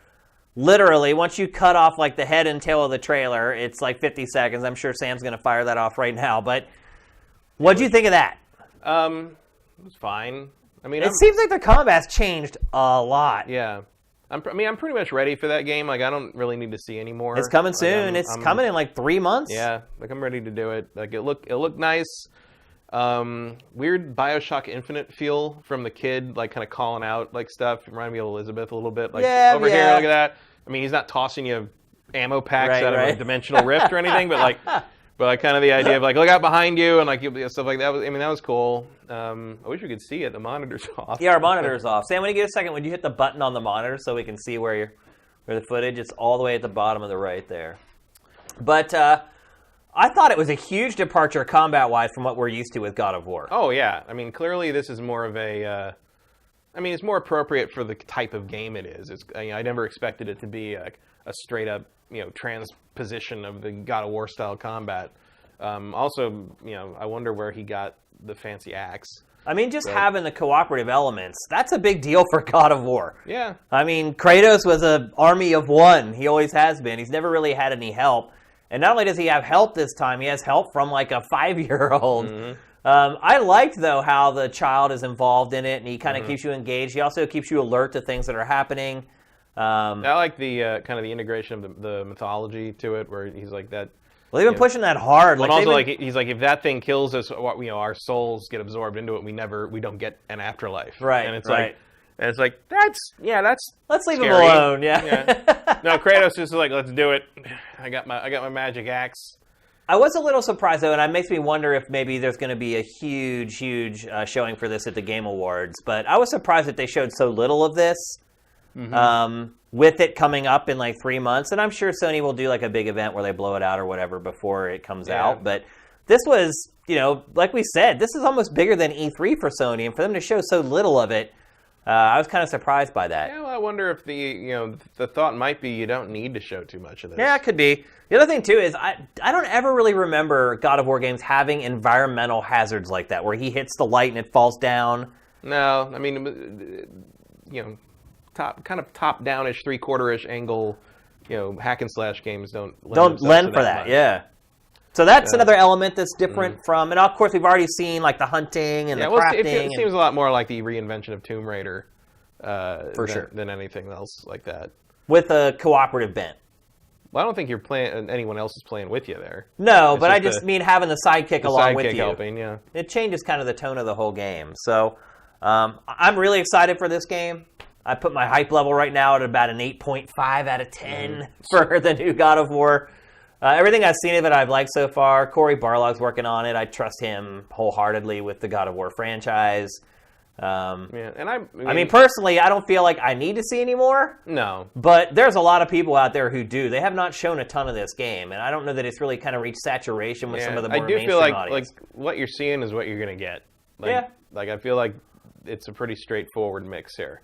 And I like Kratos as a character. That seems to be kind of an unpopular opinion. I mean, he's not a likable character, but like... I don't know, though. I think he is kind of likable. I think Sony's done a pretty good job of using some levity with his character at times. A lot of it had to do with sex, mind you. I mean, everything... He's not a nice man. No, but he's not a good guy. I mean, I don't subscribe to the idea that protagonists have to be likable people or good people. And he's not, but I kind of I see where he's coming from in the original games, and I don't blame him for wanting to kill Zeus as many times as he kills Zeus. Yeah. But it's very hard to kill Zeus, so he has to keep trying. Yeah. So I'm interested to see kind of the continuation of this and what they do with his character, like beyond. Well, I think they're trying to make him a character that appeals to more people. They're trying to make him go beyond kind of this guy who's just driven to hates kill everything. the entire Greek pantheon, and now he's just sort of a really angry guy who's sick of the shit and is trapped in a really bad fairy tale land where everything is real. But I think the whole angle of him trying to make sure his son doesn't end up just like him, I think that's kind of the overriding theme of the game. I could be wrong, but yeah. Well, I really wonder if I've seen of it so far, that seems to be I really the case. wonder if it's his kid. Yeah, who knows? Or if it's like someone who, I think. Regardless, I think he's responsible for the child, and I think he's trying to make sure the child does not end up exactly like him. So we'll see, but any piece of God of War I can get, I'll take it. I'm really excited for this game, and it's looking real, real good. Spider-Man was shown again. A lot more this time. Yeah. A little more on the Peter Parker side of things. Pretty much all the Peter Parker side of things. Yeah. I think that was the goal of this piece of media. Well, they have said that the Peter Parker angle is a big chunk of the game. Like you are playing both sides of the character. And you would never have known that until in the previous ones. Yeah. Previous this is the first time they focused on this. And I think they did a pretty good job of it. I think the Peter Parker model could use a little tweaking. Yeah. Not quite there, but I like what they're showing. I like that it's kind of starting with him having put the Kingpin away, and kind of that destabilizes the kind of the criminal underworld of New York, which leads to a whole bunch of other minor villains we have to put away. The fact that Osborn is on that building means that he's probably going to be involved somewhere, but the main catalyst seems to be Mr. Negative. Yeah. Who's a newer villain. Yeah, I think a lot of people probably don't even know who he is. Yeah, he's a more recent villain. I don't know him very well either, but he is basically kind of a pillar of the community who is actually working in a really negative sense, to kind of consolidate his power over the underworld and over the kind of, he wants to kind of rule everything that's going on in the area. And he has a lot of power to kind of ensure that can happen. And a lot of thugs, obviously, these are all his guys. He's a little, I would say, power level. He's in terms of like kind of the energy projection, kind of superpower level. He's a little beyond Spider-Man's usual villain. Oh. He's a challenge. I would say he's definitely a challenge. He's also I don't know how far they're going to push that in this game, but in the comics, at least what I read, he was also challenged because his public persona, the non-supervillain version, whose name I can't remember his real name, but he is a very upstanding. It would be like if like Gavin Newsom turned out to be like a supervillain. Right. It would be like this upstanding, like kind of local politician character who like has a positive relationship with Peter and all the people in the neighborhood, and like now Peter's got to kind of acknowledge and accept that he is a massive. He's a threat. bad guy. Yeah. So I don't know how far they're going to go with that, or if he's going to already know who Mr. Negative is, or what that's. But like that was an interesting bit of dramatic tension in the comics. Matt, how much do you want Peter Parker to be a part of the game? Because look, I've loved Spider-Man my whole life. Growing up as a kid, he's my favorite superhero. Mm-hmm. But I'm not like obsessed with him. And from my perspective, like I'm okay with Peter Parker being in there to kind of give the character some context and some texture. But I don't want it to be like even half of the game. Well, I think to me, Peter Parker is Spider-Man. But you know what I mean. Yeah, but I mean, I don't want to be walking around like talking to people all the time as Peter Parker. Like I want to be Spider-Man. Yeah, well, that's part of being Spider-Man is balancing. Part of the character is balancing those two lives, and if you don't capture that, I think you've only done half the work in a Spider-Man presentation. I would say in a Spider-Man movie or TV show, sure. In a Spider-Man video game, I don't know about that. Well, everybody's done the only Spider-Man stuff before, so this is one of the ways to differentiate. Sure, yeah, I'd agree with that. If anyone can handle it, I think it's Insomniac. They do character well. I don't know, though. I think that's one of Insomniac's weak points, though. I mean, I think Insomniac's great with graphics and gameplay systems and things like that, but generally, like, Insomniac's more narrative-driven games have tended to be some of its weaker projects, in my opinion. I think they've got some memorable stuff over here and there, and they don't hit a home run every time. As the man, he just knocked him to his death. Yeah. That was cool. Don't hit a home run every time, as evidenced by the Ratchet series. I think that series has ups and downs, very marked ups and downs. Yeah. But overall, I think I am interested to see what they do with this in terms of balancing the Peter Parker stuff with the Spider-Man stuff, because I'm not saying like you're going to have to play a section of the game where you will like have to quick time event excuses to Aunt May or anything, but like the idea of having this be part of a civilian deal as well is important. Also, like that ties in, if you're going to use Mr. Negative, like I said, that is also part of the civilian idea is going to be part of that. So I think one of the ways they're going to balance that, though, is as they said this week, you're not like leveling Spider-Man up. You're not building a character with him. You start with all of his abilities as Spider-Man. It's not an action RPG. Yeah, you are Spider-Man from action frame adventure. one. Yeah. So it's not like you're going to slowly be fed like piecemeal these Spider-Man abilities you go through. As soon as you get to put the costume on, you're going to be able to do the real stuff. So I think that will help mitigate the idea that like, oh, I have to be Peter Parker now, especially if there's kind of some kind of tension between using spider abilities as Peter Parker and not giving away that you're using them. That I could see. Yeah, that would be cool. That kind of thing. Yeah. So I would imagine there'd be some of that happening. I mean, don't get me wrong. I'm not less excited for this game. I'm still really pumped for it. But I'm also the kind of person that would like to see kind of an Arkham style Batman game that also takes into account having to be Bruce Wayne once in a while, like having to keep up that appearance a little bit Yeah. to get information or to get, if you got to go into the undercover side to get the job done. Like I think that's an interesting. I will twist. say though, having played the Telltale take on Batman, I don't know. I don't know that works exceptionally well. It works in the context of a Telltale game, which is an adventure game. It would work if you can come up with.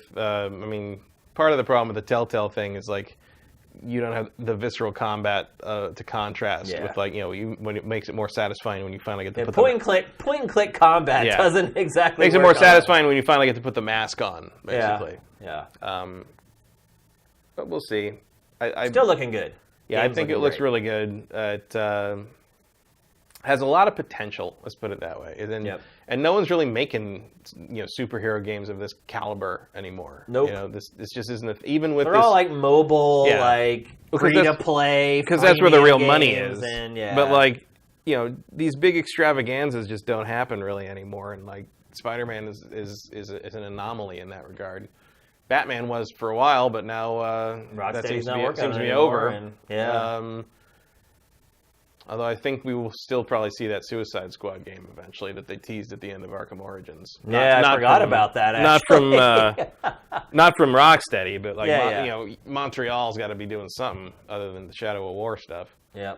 So looking good still, though. Yeah. I just have a couple concerns about it, and we'll see how it all plays out. Is there a release date for this yet? I don't think there is. I think just early next year still. Yeah. When does the next film come out? July 2019.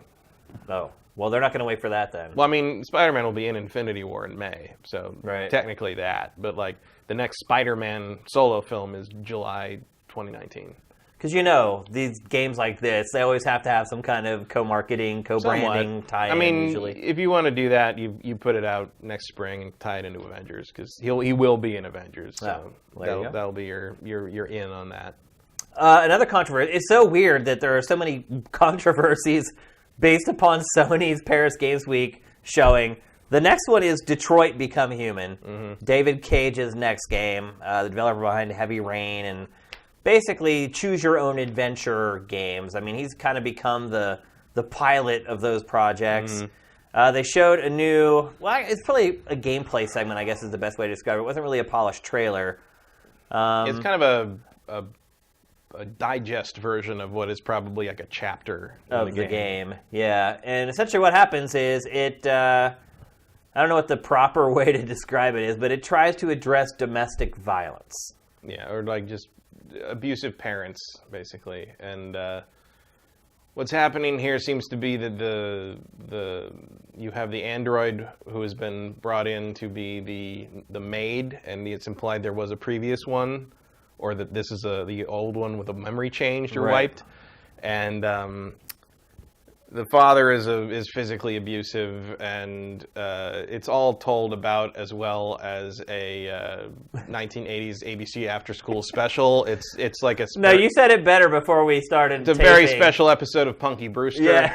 Basically, it's Punky Brewster. It's real. I find it real embarrassing in terms of like just how ham-handed and kind of like. Yeah. Like, it's just such a cartoon that, like... It's a caricature of domestic violence, essentially. Yeah. And, I mean, look at the guy. The guy's got the mullet, and he's balding, and he's got a paunch, and he's drinking beer. I mean, it's like he's, He is the stereotypical abusive father. And, like, they live in the rickety, rundown house. And yeah. And then he accidentally kills the kid, or intentionally kills the kid, or whatever. And then, like, you have to... And then, like, so then it's going to do this thing, which it also did in, I think, in one of the E3 trailers with a different scenario, where it rewinds it and shows all the different choices that the character could have made to take a different route through the story, essentially. I like the idea behind this. I like the idea of, okay, robots have replaced humans in some way, shape, or form, but when presented with some of the really, really tough human conditions that a lot of people go through in life, how do they fit into that puzzle? Right. So I like the concept of this scene. Right, and I think part of this is also, like, if this ties in, I believe, with kind of you remember that original kind of demo or teaser that kind of this game came out of was like where the robot's being built and she's like, wait, don't kill me kind of thing, and the guy lets this self-aware robot go out into the world. Yeah. I'm wondering if this is her and she has to kind of, a real robot without self-awareness would not have an emotional response to this scenario, and by responding to it in that way, she is giving away that she is different, that she's, so she's blowing, she's not just putting herself in physical danger by trying to confront this guy. She is possibly blowing her cover as a sentient robot, which is most likely illegal, or going to get her dismantled or recalled or something. There's a lot of meat on that science fiction bone there. There's so I'm saying, I love the concept. Yeah. It's just the execution is so just, bad. I think Jim Sterling, who I agree and disagree with pretty evenly most of the time, did a write-up about this in which he said a lot of the things I said. I also thought about it, but said it probably better than I would. But he had because he's a survivor of abuse. Oh, I wasn't aware of that. And so he finds this to be not offensive, but he finds it to be laughably simplistic, basically, which I think is also true. Yeah. And he basically said, which I agree with. The subject matter is absolutely viable for a game to tackle. David Cage just doesn't have the ability to do it. He's never proven that he has the ability to do it. Anytime his games deal with serious themes, that's where they fall flat. The guy can't write a convincing CSI investigation scene. He's not going to be able to handle child abuse and racism. Yeah. Like it's the nuance is not there, and I know he's not because solo really writing the undertones of this really is racism. I mean, of this game on the whole, because it's all about. He claims there's no message there, but it's like. Okay, really, you're a good one. An underclass of manufactured slaves doesn't have a parallel there. Really, yeah. Okay. Mm-hmm. Yeah. I mean, that's robot. Robot manservants have served that. I mean, I will say this much: the origin of the Matrix from the Animatrix was exactly that. I mean, there's a lot of that material is not new. I will say this much, Matt. I am not a fan of his games. I didn't like Heavy Rain. I have vaguely enjoyed parts of all of his games, but have never really wholeheartedly recommended any of them. And I think all of his games are kind of like, wow, that's a really interesting idea. And that's pretty much that's about as far as it goes. It's like, but I will say, every time I have ever criticized his work, I get feedback from people like railing on me about it. Like some people have said like Heavy Rain is one of my favorite games of all time, and like well, that's their problem. So his games are resonating with people in some way. Yeah, but I think partly they resonate because it's like that desperate need or desire for games to be art, capital A or whatever. And David Cage people call David Cage a hack, and I don't think that's accurate because a hack is someone who just sort of does the job to get paid and get the job done. He cares. And David Cage clearly cares about what he's made. That is not a hack. Yeah. He's just not as talented as he thinks he is, I guess. I think the problem is he bites off more than he can chew. He tries to tackle... Thematically, that's definitely true. He tries to tackle themes and topics that he is just not equipped as a writer to handle deftly. Yeah, and I think...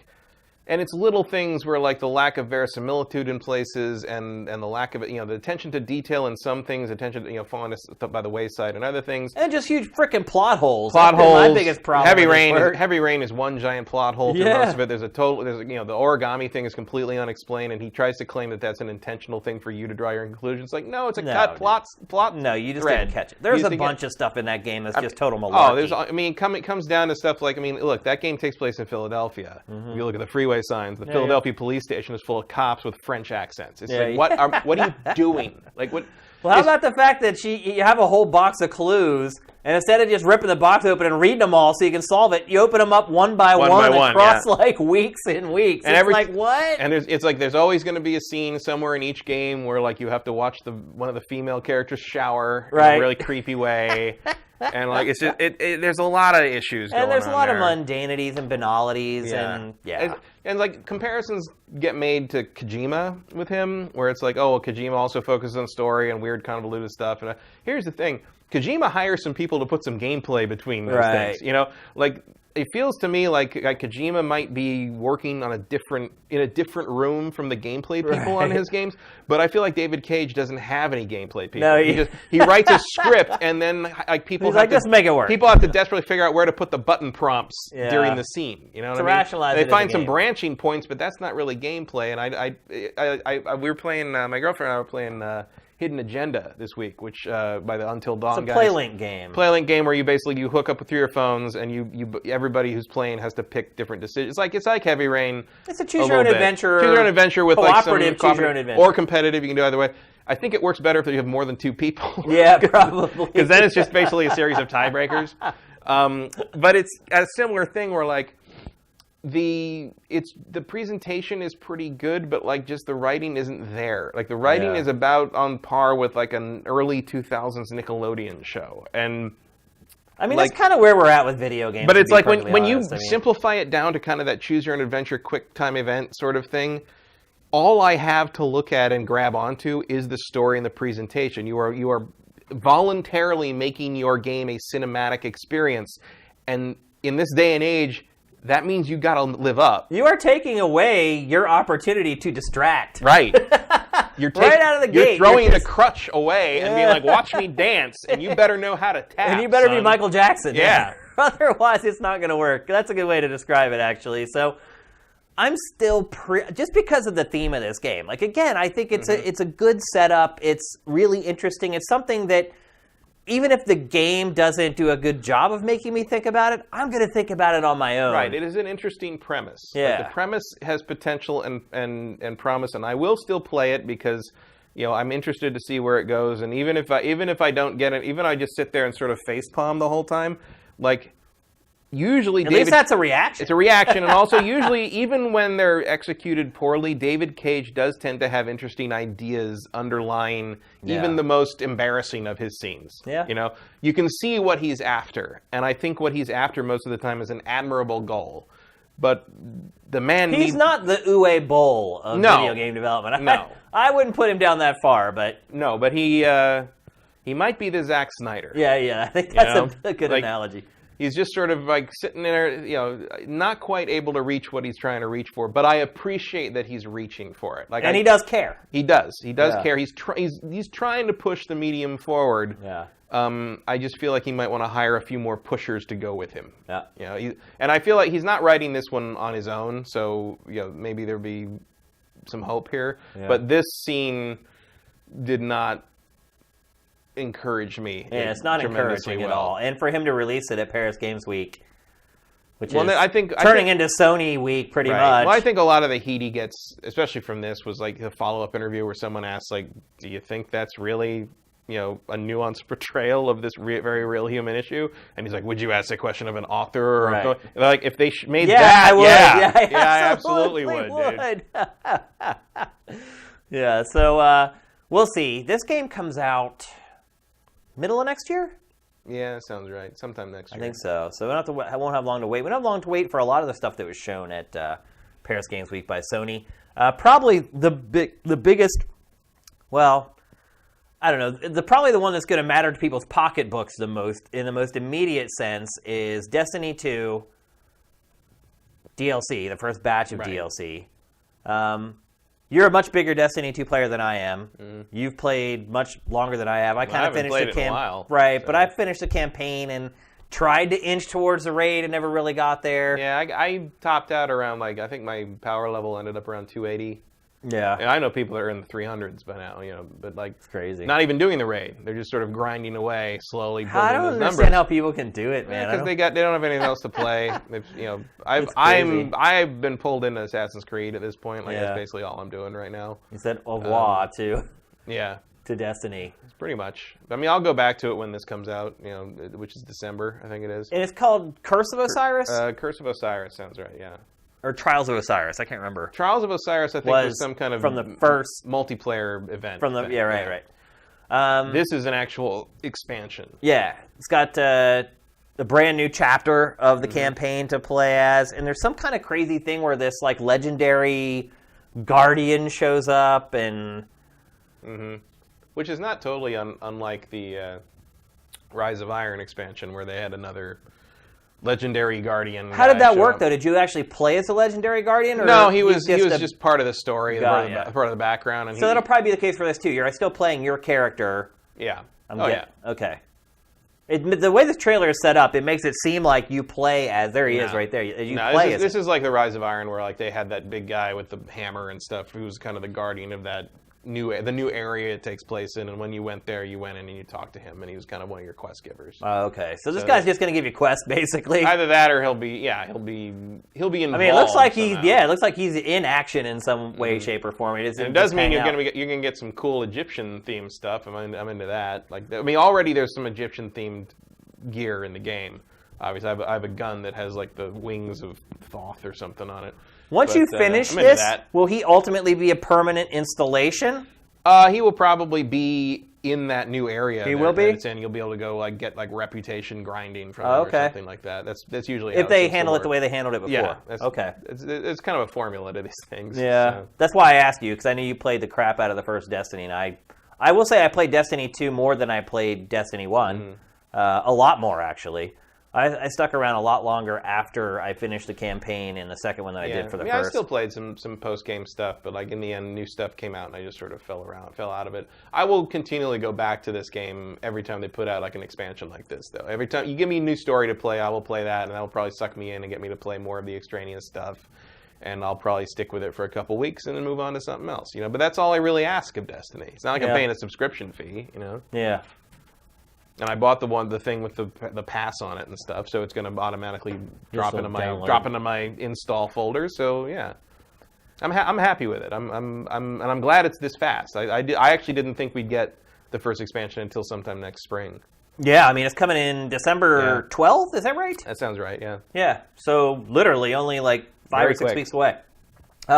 Probably the biggest story, though, at least in my personal opinion, from Sony's Paris Games Week showing was the brand new Sucker Punch game. We've been wondering what the heck Sucker Punch has been working on for a long time. It had said that it was going to move on from Infamous. I wasn't convinced that was going to be the case, but it said it was, and it finally unveiled its brand new game, which is called Ghost of Tsushima.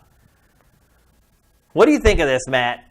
A few weeks ago, I think we had a question or something about basically if you had an unlimited budget, what would you make? And my answer was the same answer I've had for a long time, which is I would make an open world feudal Japan samurai ninja game. And apparently I need a new answer to that. Yeah, because here it they're comes. Making it. They are. I'm very excited about this. Wasn't Neo enough to kind of scratch that itch for you, though? No. No? Because Neo is more of a Dark Souls-y thing, and this is more of an open world action adventure, kind of more on the Infamous side as opposed to the Dark Souls side. This is more what I would be after. I will admit I was a little disappointed that this was Sucker Punch's new game. Not because I'm not interested in it. I had no real expectations of a new Sucker Punch game, I guess I would say. I had no guesses as to I never would have guessed this. No. In a million years. No, but I had no idea what they would do next, really. I believed that they were done with Infamous. Infamous had kind of run its course. Yeah. And I felt like they're probably not going to go back to Sly, to the point that they even already handed Sly 4 off to somebody else. Right. So clearly it's going to be something new, but I don't know those guys well enough to know what their interests would be. So. It just seems very odd to me to have a Western development team creating this game. Does it not to you, though? I don't know. It looks good. I mean, I'm excited for it, and I think it looks interesting. And as long as they're not making all the characters white, who cares? They're gonna have to do it with some authenticity and some real input, and hopefully cast Asian voice actors as most of these characters. Yeah. Have some respect for the kind of thing you're doing. Don't just make it like some kind of weird. And I think they do. It looks like they're going legit with it. I feel like that's there. So I don't know, and I don't know who's directing and working on this. Have they even announced that it's an open world game? I mean, I'd assume because everything I've seen says it. Open world. So I don't know if everything I've seen from various places calls it open world. So I assume either everyone's assuming the same thing, or Sucker Punch has not corrected anyone. Well, it would seem crazy if it weren't. It seems like their thing. Yeah. Even the Sly games were pretty open for their day. For that genre, at least. Yeah. It just seems to me like a game like this, I think you just leave to Japan to create.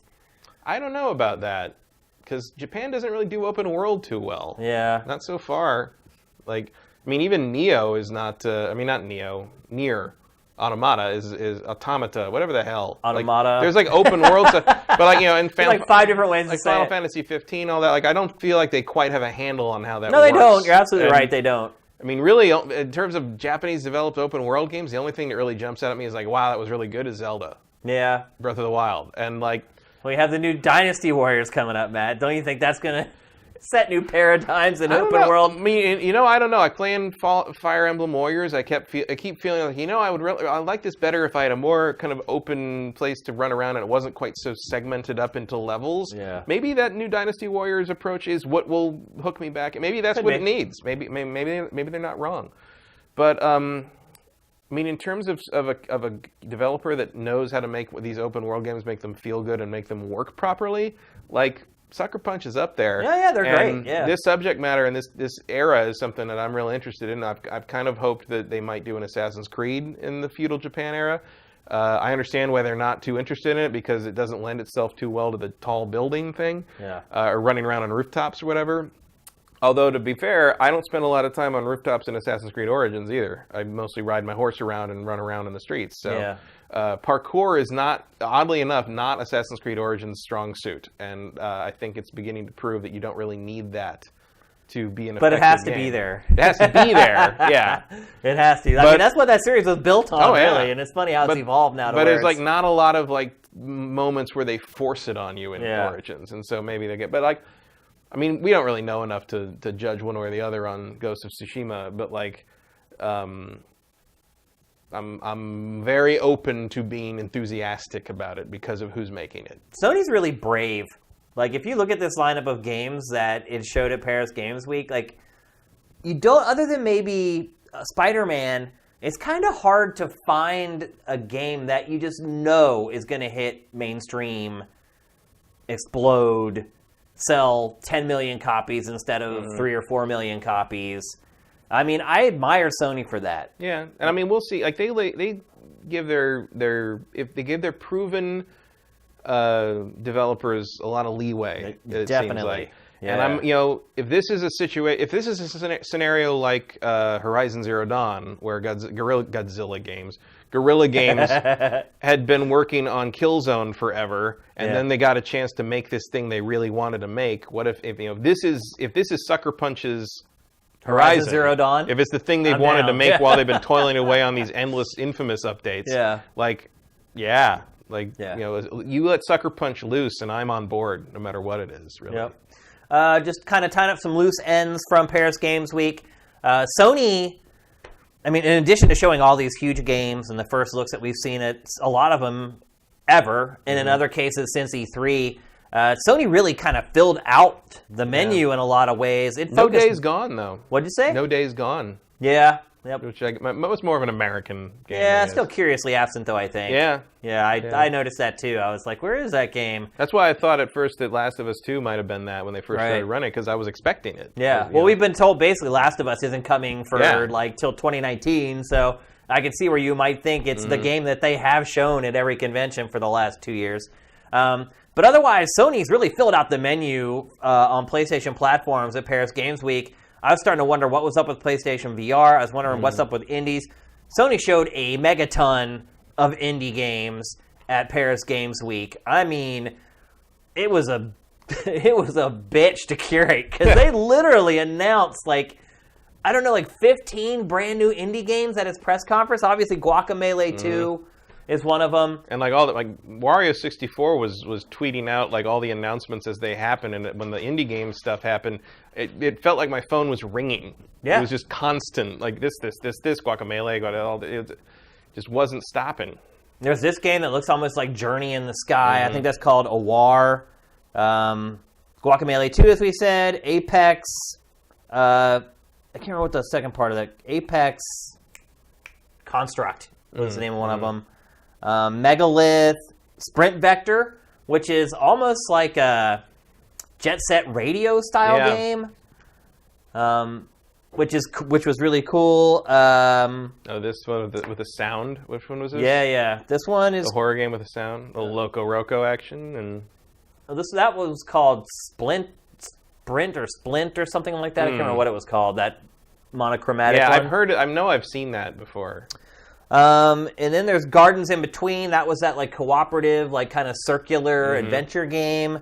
There's Ultra Wings, which is like a flight sim. There's this one, Bout of Blood, which is like an airship arena combat. I mean, it's just on and on, man. Like, I was blown away by how many indie games Sony debuted at this, and big ones too. Like Guacamelee 2 is a timed exclusive for PlayStation, which seems crazy considering now the first one's on like every platform that Sony managed to secure the sequel. And I don't know. I liked Guacamelee. I didn't like it a lot as many other people, but I did enjoy it. This is Megalith here, which I couldn't quite figure out what it is. They didn't show much of it. But yeah, Sony just recommitted itself to indie games. And not just recommitted itself to indie games, but committed itself to exclusives, to spending money on securing things that you're going to be able to play first on PlayStation. And to me, that's... we were questioning that around E3, where it's like, Sony just doesn't seem to go all in on the indies anymore. And that kind of become Nintendo's job. And this was probably part of the plan all along, to be honest with you. I mean, at least that's what I think. I think it knew that Paris Games Week was going to be its big indie thing, and it could blow out the bigger budget AAA stuff at E3. So... And I think the other thing to note is, like, in this little montage you see here, like, look how good some of these look. Yeah. Like, some of these you wouldn't know were indie titles. Well, Loco Roco 2 is like in 4K. Like, they completely like up-resed all the assets for it and everything. Just a great lineup of indie stuff, like really interesting stuff, unique concepts. I was really impressed with how they kind of filled out their release calendar coming up for the next 6 months with some of the smaller stuff. And then PlayStation VR. So this is like the 1-year anniversary of PlayStation VR. Yep. And literally, like the day of the 1-year anniversary of PlayStation VR, CCP Games, which has been one of the leading developers in VR since all the PC HMDs launched, basically said it's completely bailing on VR. And it has not worked out for it. It has also consequently made some of the best VR games. Eve Valkyrie. Yeah. Well, I think part of the problem is Eve Valkyrie is too expensive. You mean to buy or to create? To buy. It's $60. That's a lot of money for a multiplayer-only space sim. No, you're right. I agree. And I think the VR in general is starting to come to grips with what people will be willing to pay for VR content. But so that happens. And then Paris Games Week's coming up. And I'm like, oh man, so this is pivotal for PlayStation VR. And what does Sony do? Sony blows out PlayStation VR, like debuts like 15 brand new games for PlayStation VR. I think for myself, and I think for a lot of people out there, it was great to hear. Because I think a lot of people are starting to wonder, hey, what's going on? Like, one of the questions on Pactor Factor this week was like, hey, is like PlayStation VR like going to go away? Is it going to be replaced? Is it going to be obsolete?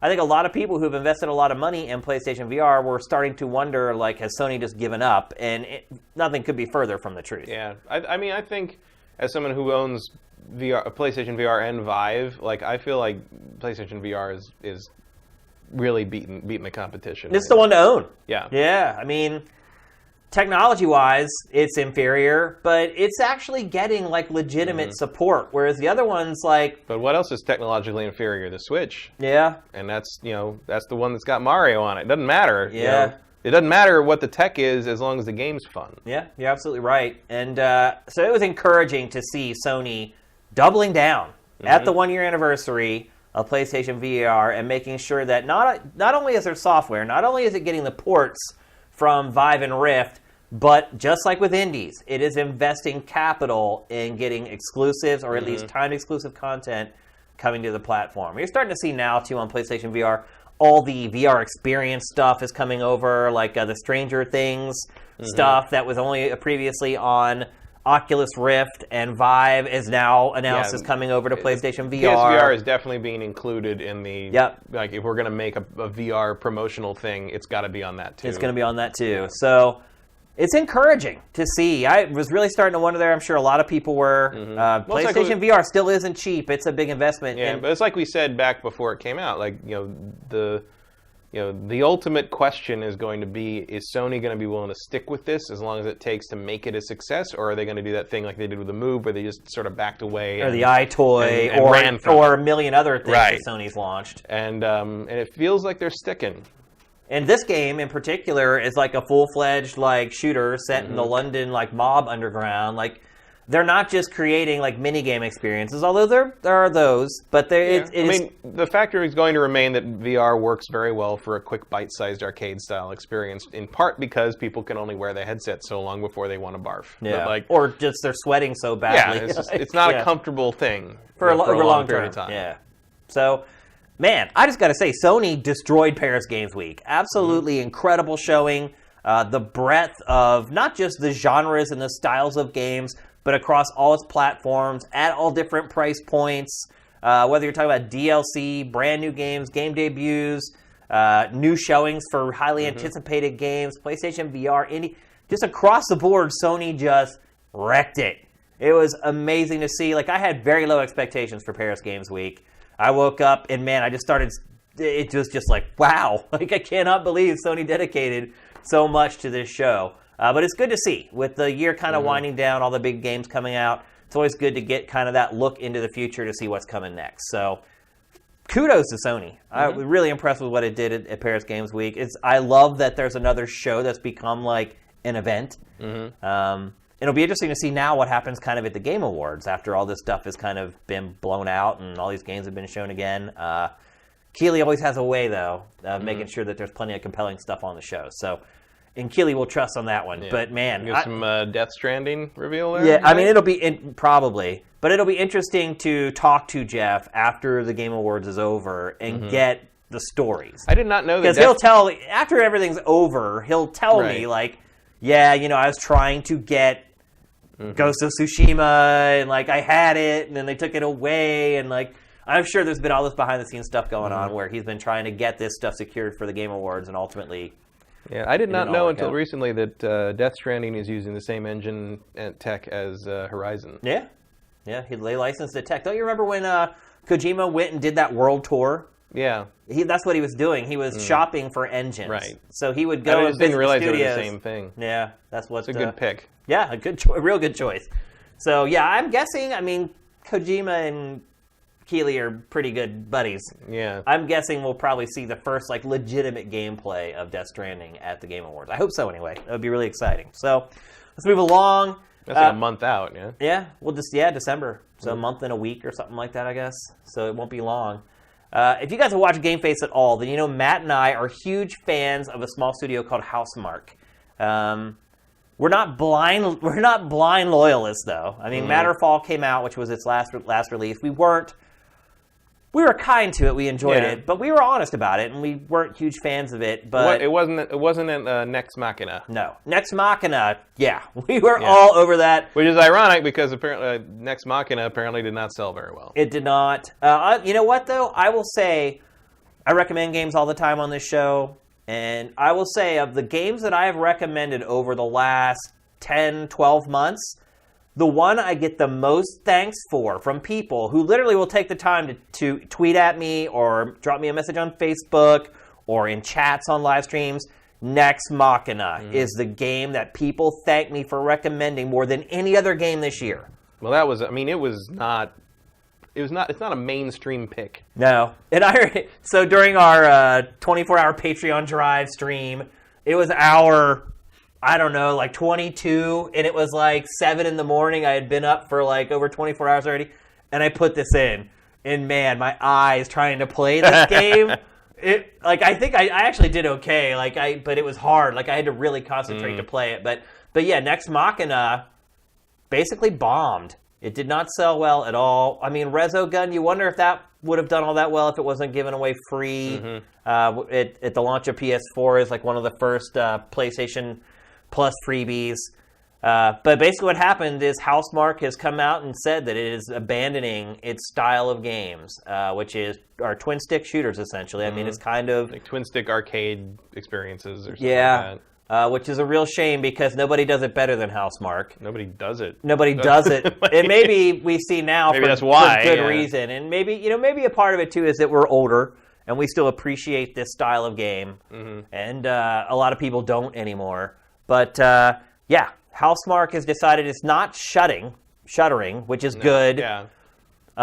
Which could have happened. It is staying in business. It's just going to shift its development focus over towards, I'm guessing, more mainstream genres. They said we'll be surprised, I guess. Like, I don't know what would surprise me. But, I mean, what does that even really mean? I don't know. Like, I mean, I get maybe if they're making like driving games starring raccoons or something. I don't know. I mean, there's a lot of ways to surprise me. I don't know. I mean, you're so good at what you do. You're the best in the world at what you do, in all honesty. Yeah. I mean, let's just be completely frank. No one makes twin stick shooters better than Housemarque. And you're just going to just bail on that. It's like, is that the right move? Or are you moving into genres you've never created before? No, it's not working. I mean, they haven't been sticking to one genre, really. They've been applying the twin-stick shooter idea to a bunch of different concepts. That's what Matterfall was, essentially. Yeah. And, I mean, you can't say they didn't try. No? Like, they gave it the old college try 3 or 4 times. And, it's either, when it becomes... as Charlie Brown would say, Sydney or the bush. Yeah. You have to pick what you think is going to be successful. So I don't begrudge them their decision. I just wonder if it really means that Housemarque ultimately is going to be done. I mean, it's probably not a crazy notion to say Housemarque's got one game left in them. Yeah. And if this one game remains isn't the hit they need it to be, that's the end. And I wonder too if we'll see the elements in this new game that we've seen, the rescue the humans, the voxels, and all this. Because that's the thing. The studio has its mark. Yeah, it's got its style. It does. There are certain elements that are in every game. I mean, I would say, like, if you're willing to pick up a controller, you should play Nex Machina. Yeah. Like, there's an unbridled gaming joy in Nex Machina that very few things offer. And it works if you want to sit and marathon it. It works if you want to play like a quick round or two. It's just a lot of fun to play, and it's constant treat. Here's what I love about it is that you'll surprise yourself playing this game, because there are moments when you play this game where you're like, oh, I'm dead. Oh, I'm not. Like, it's I don't know. I love it. I highly recommend going to pick it up. And like I said, I recommend a lot of games, and this is the game that everyone thanks me for. This is definitely, like, if we were going to do like a pleasant surprise category at the end of the year, like, this would probably win it for me. Like, I picked this up because I liked Housemarque's previous stuff, and I was like, I'll support him, and it was also like kind of in the slightly dead period, and I'm like, it's one more thing to talk about on the show. But like, I really enjoyed it. Like, it's a good one, and I go back to it. Give Housemarque some love before they may end up going on their way, people. It's worth the money that you spend on this game, I promise. So I hope I'm wrong. I hope I'm completely wrong, and at the very least, when the Steam holiday sale comes around, make sure this is on your list. Yeah, I mean, I hope I'm wrong. I hope Housemarque goes on and makes one of the best games ever, and it has nothing to do with twin stick shooting. Yeah, I hope their open world crime syndicate mystery game is amazing. Yep, exactly. Whatever it is. Because it deserves far better than it's got. So, best of luck, Housemarque. Hopefully you guys can stick around. You can create something amazing, because you certainly deserve it. You deserve better than what you've got over the last half decade. I think Sony should have picked them up and just funded them to make like awesome little things like this forever. Yeah. But didn't happen. That's probably why I don't own a game publisher. Yeah. Well, I'm sure Sony probably looks at it like we already helped them out when we chose Resogun. So we'll see. But I wish you guys best of luck. You guys have been an amazing studio, and hopefully you can continue on. So next we're going to talk about probably the only really big announcement from Microsoft from Paris Games Week, which was the release date for PlayerUnknown's Battlegrounds for Xbox One. And that also makes it the release date on PC, right? I guess. Like they're saying they're going to go 1.0 that day, or I waffled on that. I'm like, so do I change the release date in our database to December 12th, or does it stay as the day it went to early access on PC? I left it as the early access date. I did not change it. So to me, the release date is 1.0. Yeah. Because otherwise it's not early access, well, it's just access. I think if you work in a studio that creates games, I think they would agree with you. I think they would say, once we get to 1.0, that's when it's released. But having played like PUBG for so long, it seems absurd to say the game hasn't been released yet. I mean, I've spent so many hours playing this game already. Well, it's early access. That's the whole point. You have accessed it early. Yeah, but usually early access, with a few exceptions, this game and Ark Survival Evolved, generally early access lasts like a month or two. Well, talk to the Star Citizen fans Well, about yeah. that one. Has that game ever been in early access, technically? Oh, yeah. It's been in early access for like 3 years. I mean, that's what the hangar module thing is. Oh, okay. The thing that was supposed to go to 3.0 last December and still hasn't. Yeah. That they've shown off. They've shown off that the update to that module 2 Gamescoms in a row now. Wow. So, yeah, early access means a lot of things to a lot of people. I guess. But I think in general... Star Citizen isn't out yet. Yeah. I'll tell you that much. But in general, it usually lasts like a month or two. Like, it never drags on for like a whole year. It drags on. Like a lot of the early access stuff I have like has dragged on. Yeah. Long time. Path of Exile was in early access forever. Shroud of the Avatar has been in early access for like 4 years. I mean, early access just means we're not actually done yet, so don't judge us on how terrible it is, but you can play it. Yeah, you can play your alpha until we call it not an alpha anymore. And then we call it a beta. Right. And then we let everybody play it for free. And then we call it a 1.0, and now it's a real game. Yeah. Yay! You know. So look, the Xbox One version is going to be 1.0. Yeah. I mean, it's coming out December 12th. I think what I wanted to talk about in the larger context is how big of a deal is this for Microsoft? I mean, I guess we'll see, but I would like to think it is a pretty big deal. It's a huge deal. Oh, yeah. It's a huge deal. I mean, I don't think Fortnite's Battle Royale mode has stolen that much thunder off this thing. Yeah. You would hope not. I wouldn't think so. Still no confirmation that it's coming to PS4. We have it listed as a PS4 game in our database, though, because you know it's going to happen eventually. I think if this was only on Xbox, we'd know about it by now. Like, as in, like, forever only going to be on because Xbox. Microsoft would be marketing it. Right. Like, there'd already be TV commercials on television saying, you can only play this on Xbox and One. I mean, like, that would be a smart move for them, but if I'm Bluehole, the makers of this, I think I want the PlayStation sales. Yeah, for sure. Unless you're going to give me maybe you're going to give me just 50% on top of what I expect to make selling it on PlayStation 4. Yeah. Which I feel like Microsoft may or may not be willing to do. Microsoft should be willing to do that. Yeah. I mean, you spend $4 billion on Minecraft. Like, this isn't probably a bad investment at half that. But I think the other thing is, like, everybody's wondering, like, if you're Microsoft and you're thinking about doing that, you got to be sitting back and being like keeping a real close eye on Battle Royale and Fortnite. Right. And seeing, like, okay, so can this just be duplicated, or is there a real loyalty to this? I mean, the thing sold 19 million copies. People got to be invested, right? Yeah, Fortnite's Battle Royale just hit like 900,000 concurrent players over last weekend. I mean, clearly the mode is a hit. It's instant so the question becomes, like, will people stick with PUBG? Is PUBG the thing that people love, or is it the mode that people love? And I think there's definitely a loyalty to PUBG in terms of the experience it creates. And Fortnite is a very different experience. The question is going to come when another game that looks like this and plays like this comes out and is a direct competition to it. And will people flock to it because it's slightly better or slightly more solid or has a theme people like better or something? Like that's a question we don't know the answer to yet. Well, it's weird because we don't really have another example to kind of draw comparisons to.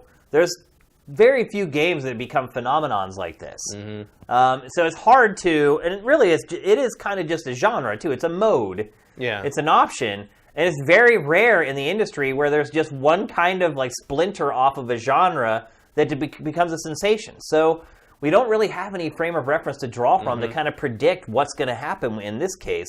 I agree with you. There are some people who are loyal to PUBG, without a doubt. I mean, I'm not one of them. Like, for me, it really is about the mode. It's not about what the name of the game is. It's about the option. And I enjoy parts of PUBG more. I enjoy parts of Fortnite more for how they kind of tackle things. I certainly like the stability of Fortnite better. Right. I like the visual aesthetic of PUBG better, though. I've actually never played PUBG. I've only played the Fortnite mode. But while I enjoyed I understand the appeal of the mode, and I enjoyed playing it on Battle Royale. I do like the way this looks. I like the more realistic kind of paramilitary look of this. I don't know. I like each for different reasons. Yeah. Like, PUBG is pretty generic. It is generic, but I don't mind the generic.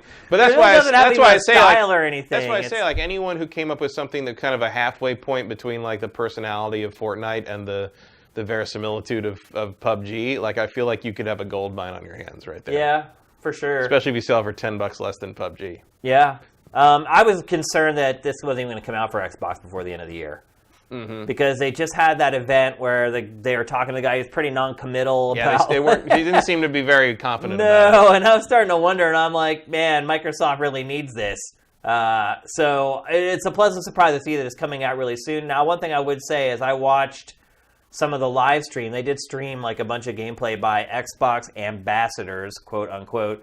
And the game does not look as good on Xbox One as it does on PC, which I guess is to be expected. That's expected, yeah. But it looked pretty rough on Xbox One.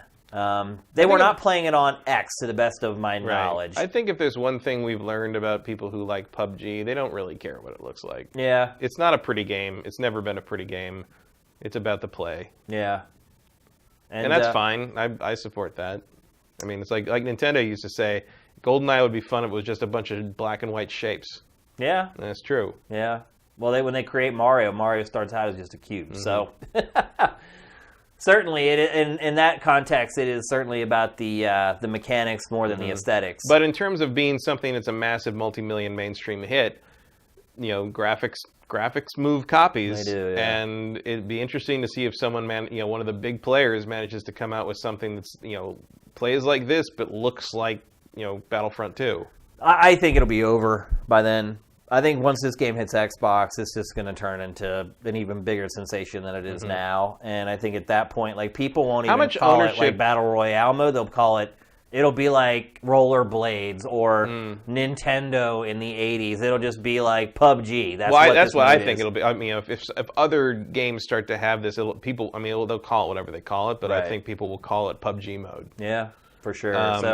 So good to see Microsoft getting this in for Q4. How committed? How tied to your characters are? I mean, the characters start over every time, or is like the cosmetic stuff is consistent? Cosmetics stay. So that's a thing like people wouldn't want to give up. Yeah. But it's a reason not to switch off of this game, right? You mean from PC to Xbox? No, I mean from PUBG to another game. Yeah, I mean, I think the bigger deal is, when you talk about cosmetics, is will people go from PC and start playing on Xbox? That's what would keep them from doing that.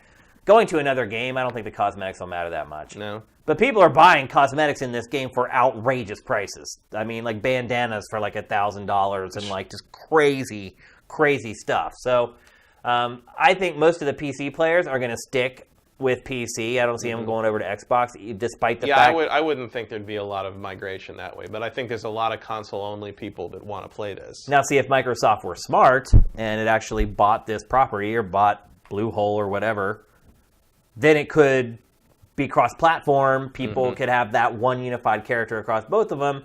Then people could buy the Xbox One version. And if I were Microsoft, I would have been a complete dick, and I would have bought this outright, and I would have had it pre-installed on every Xbox One X. Yep. And that's the only way you would get it. We're going to get to that in a little bit. Until next year.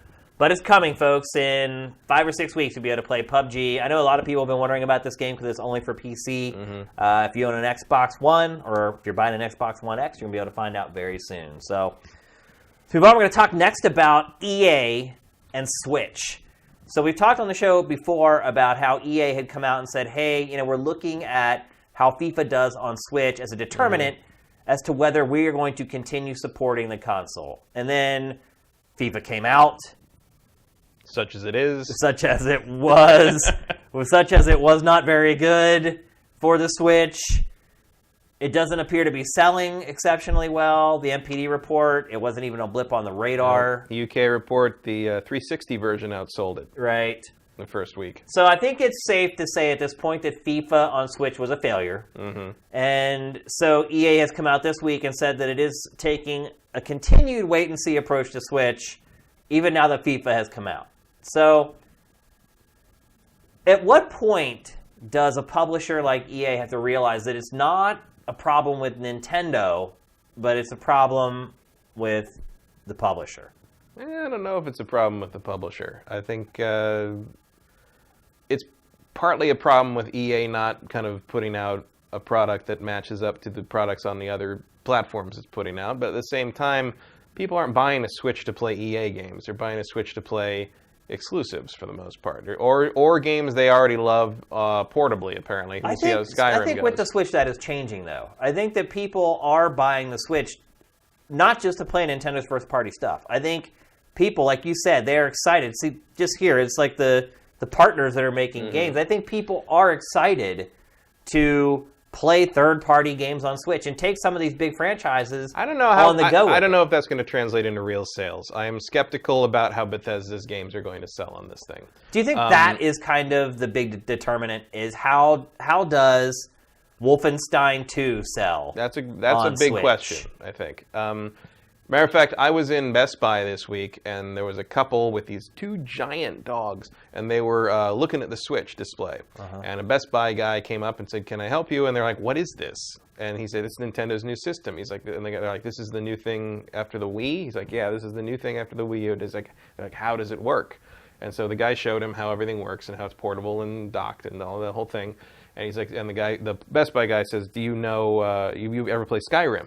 You ever play that?" And the guy goes, "Yeah, I played Skyrim. I really like Skyrim." He's like, "Yeah, Skyrim's coming to this, this fall. You can be able to buy Skyrim on this." And the guy goes, "But I have Skyrim." Yeah. And I'm like, "Boing! Yeah, hello." Yeah, it's like I'm like, the guy's like, I've played like 100 hours of Skyrim. I don't need to do that again. Yeah. And he's like, "Oh, well, we've got this." He's like, "Oh," and so Mario was the thing that got his attention, basically.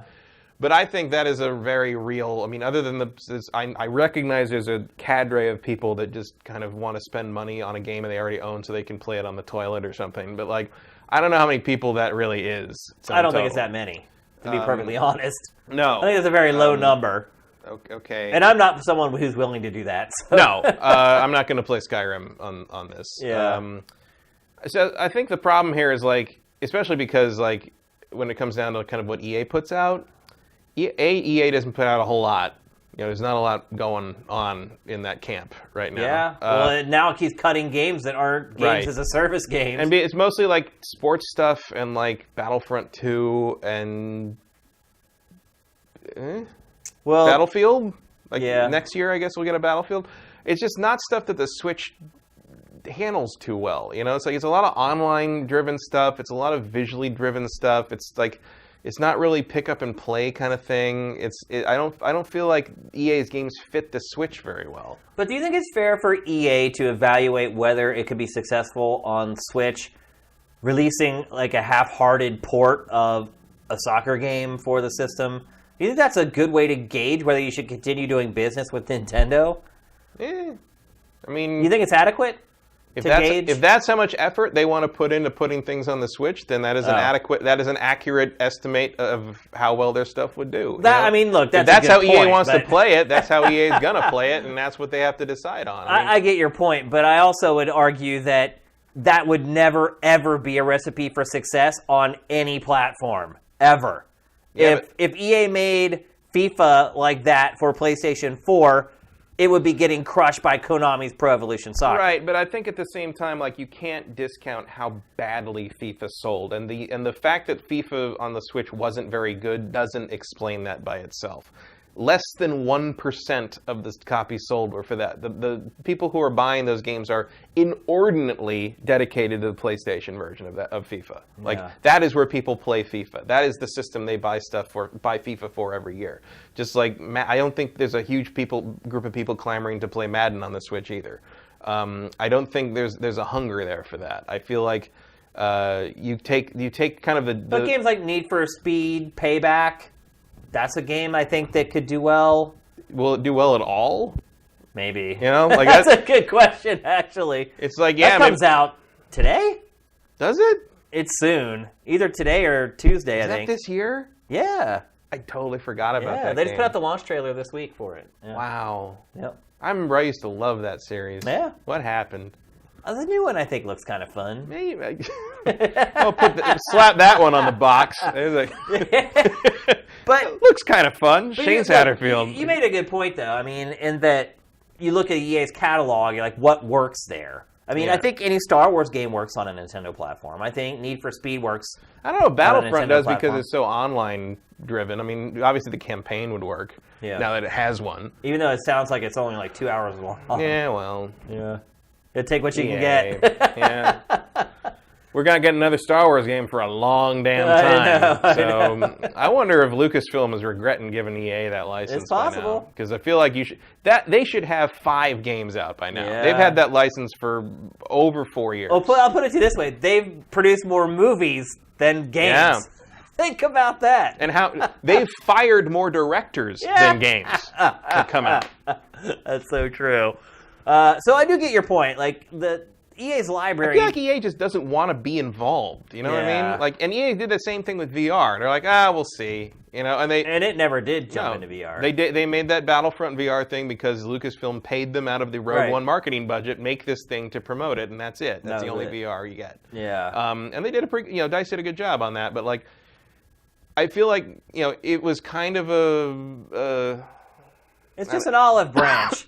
It's like, sure, it seems like we'll all do it. FIFA was. It's like didn't work. It's almost like EA's like, we need to keep Nintendo around in case they do eventually change into something that we want to work with. It was like someone offers you something like you don't want to eat, and they're like, just try it, and you kind of go, like bite a tiny thing off. Like that's what EA did. That's what EA did with FIFA here.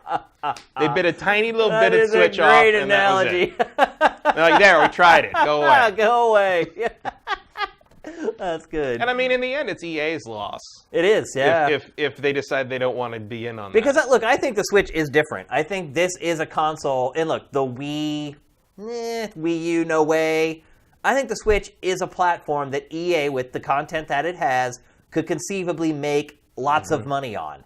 But it just has not given it a fair shot, and even for it to sit back and say, okay, we're going to watch Bethesda and 2K and let them be the guinea pigs and see how they do. I don't think that that's really fair either because, again, you're getting games that have been available on other platforms in some cases for years.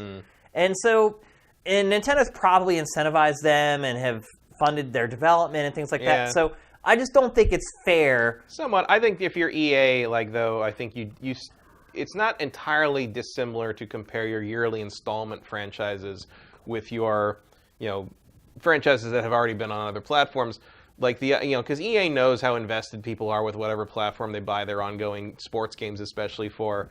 And if you're sitting there and you're EA trying to decide, are people going to switch their platform preference to jump to these handheld versions on the Switch or whatever? And especially considering, basically the Switch got, a dumbed-down version of the 360 FIFA, and, they're going to stop making that now. So basically they're saying, for this platform only, we will have to continue making this sort of, lower-tech version of the game to put out there.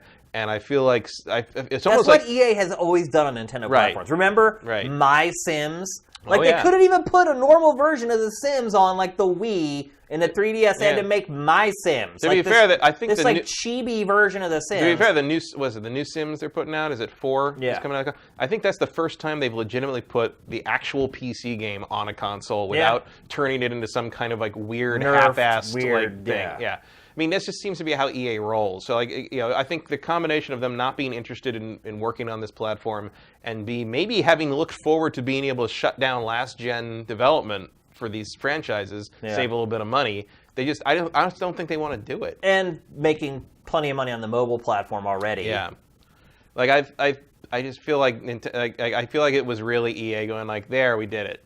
Go away. Yeah. We'll come back. We'll talk to you again in 6 years. Yeah, if you hit 70 million users at some point and we just can't ignore you anymore, maybe they'll do something. But I feel like EA feels weirdly retracted right now. Just in general. I think the other part of it too is that it's kind of a bait and switch by EA because every time Nintendo announces a new platform, EA comes out and says, unprecedented support. We're going to be there. And then it just always bails after 2 games. And I think everybody, when the EA said that, people were saying the same thing. It's we heard that before. All snickering, we know, And it's not it's also, if you're coming at it more from the Nintendo fan side, I don't think it matters. Are you really going to miss It's EA's not the games? Dreamcast days where EA not putting games on that was one of the death knells of that system before it even launched. You don't need EA to be A lot of Nintendo successful. fans aren't big sports fans. And if they are, they enjoy more of the arcade style stuff, which they get with the Mario Sports franchise. And so... Yeah, Mario Strikers on the Switch will be way better if they make it. If they make it. I guarantee that'll be way better than any of the FIFA stuff that EA would be willing to put. Or Mario Golf instead of... What is their golf franchise now? Rory McIlroy? Yeah, but I mean, that even exists PGA anymore? Tour or whatever. I don't think it exists. I haven't even thought about an EA sports golf game in years. Yeah. I don't remember. The last time I played it was Tiger Woods. Yeah, I mean, on some accounts, you're right. It's kind of like no big loss. Mm-hmm. I would consider it more of a loss if we were still getting like kind of visceral Star Wars game. Yeah, I mean, visceral Star Wars game or Dead Spaces or Mirror's Edges. Or it might hurt more if the Motive game eventually comes out. I mean, but like. Right now, EA's not really putting video games out. It's really not. I mean, they're putting sports games. It actually had a really bad quarter this last quarter, too. Putting out sports games, which is like, like I get if you're disappointed you won't be able to take NBA Live on the go or whatever, but like you should be playing NBA 2K anyway. Right. You're absolutely right. It's just, I feel like...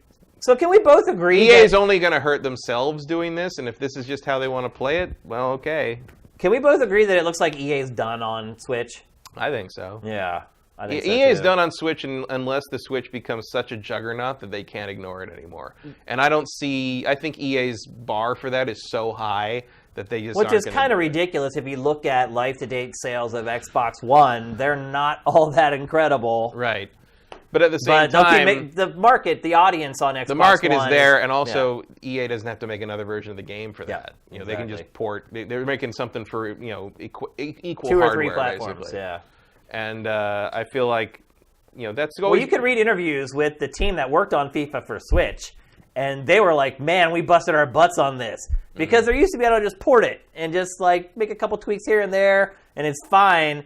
They actually had to have a team this time to make sure it worked on Switch. It still ended up being a poor port that didn't run well, had missed a lot of the features that the other versions had, even after all that extra work that they put into it. So it isn't making business sense. The Nintendo fans aren't going to miss it all that much. I think we've probably seen the last of major sports franchises, or probably major action-adventure-ish franchises from EA on Switch, unfortunately. Yeah, although part of me wonders if, like, 2K Sports next year might just show up and be like, hey, we put NBA 2K on the Switch. Well, they did already, though. Yeah, but it looks great. It's got everything the big boys have. Like, I don't know. We don't know what EA was thinking, but there you go. I would be shocked if that happened. Me too. Because, I mean, I haven't seen great sales for NBA 2K18 on Switch either. I just don't think that's the platform for it. No, it's not. And also 2K...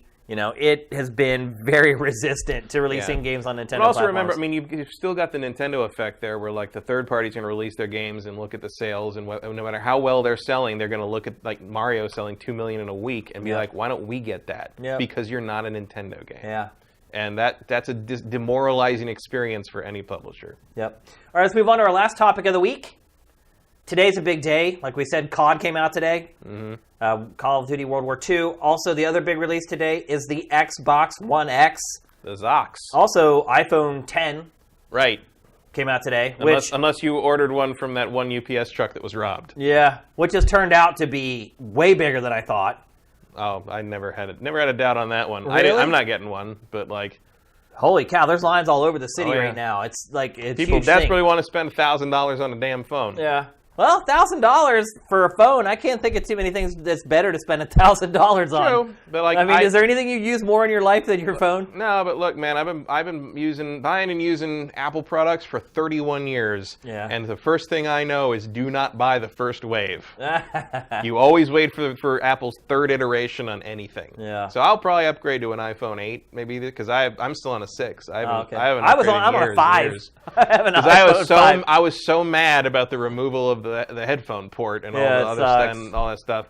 But But I will say that like those new earpods or whatever seem pretty awesome. Yeah. Like they seem really cool. It's just now I got to replace all my stuff. I hear you. Yeah, I am not buying an X yet. It's too expensive and it's not cool. I mean, there's some cool gimmicks, but I'm not. I think my mom wants one though. I asked for one. I'll play with my mom's phone. I asked for one for Christmas, and I'm hoping that everybody who knows me will just pitch in a little bit of money. Well, also, because I have an iPhone 5. I mean, it's time. I need a phone. You definitely can justify the. I have waited. I've definitely paid my dues, so hopefully I'll get one. But anyway, for games, the big story today is Xbox One X. Is it?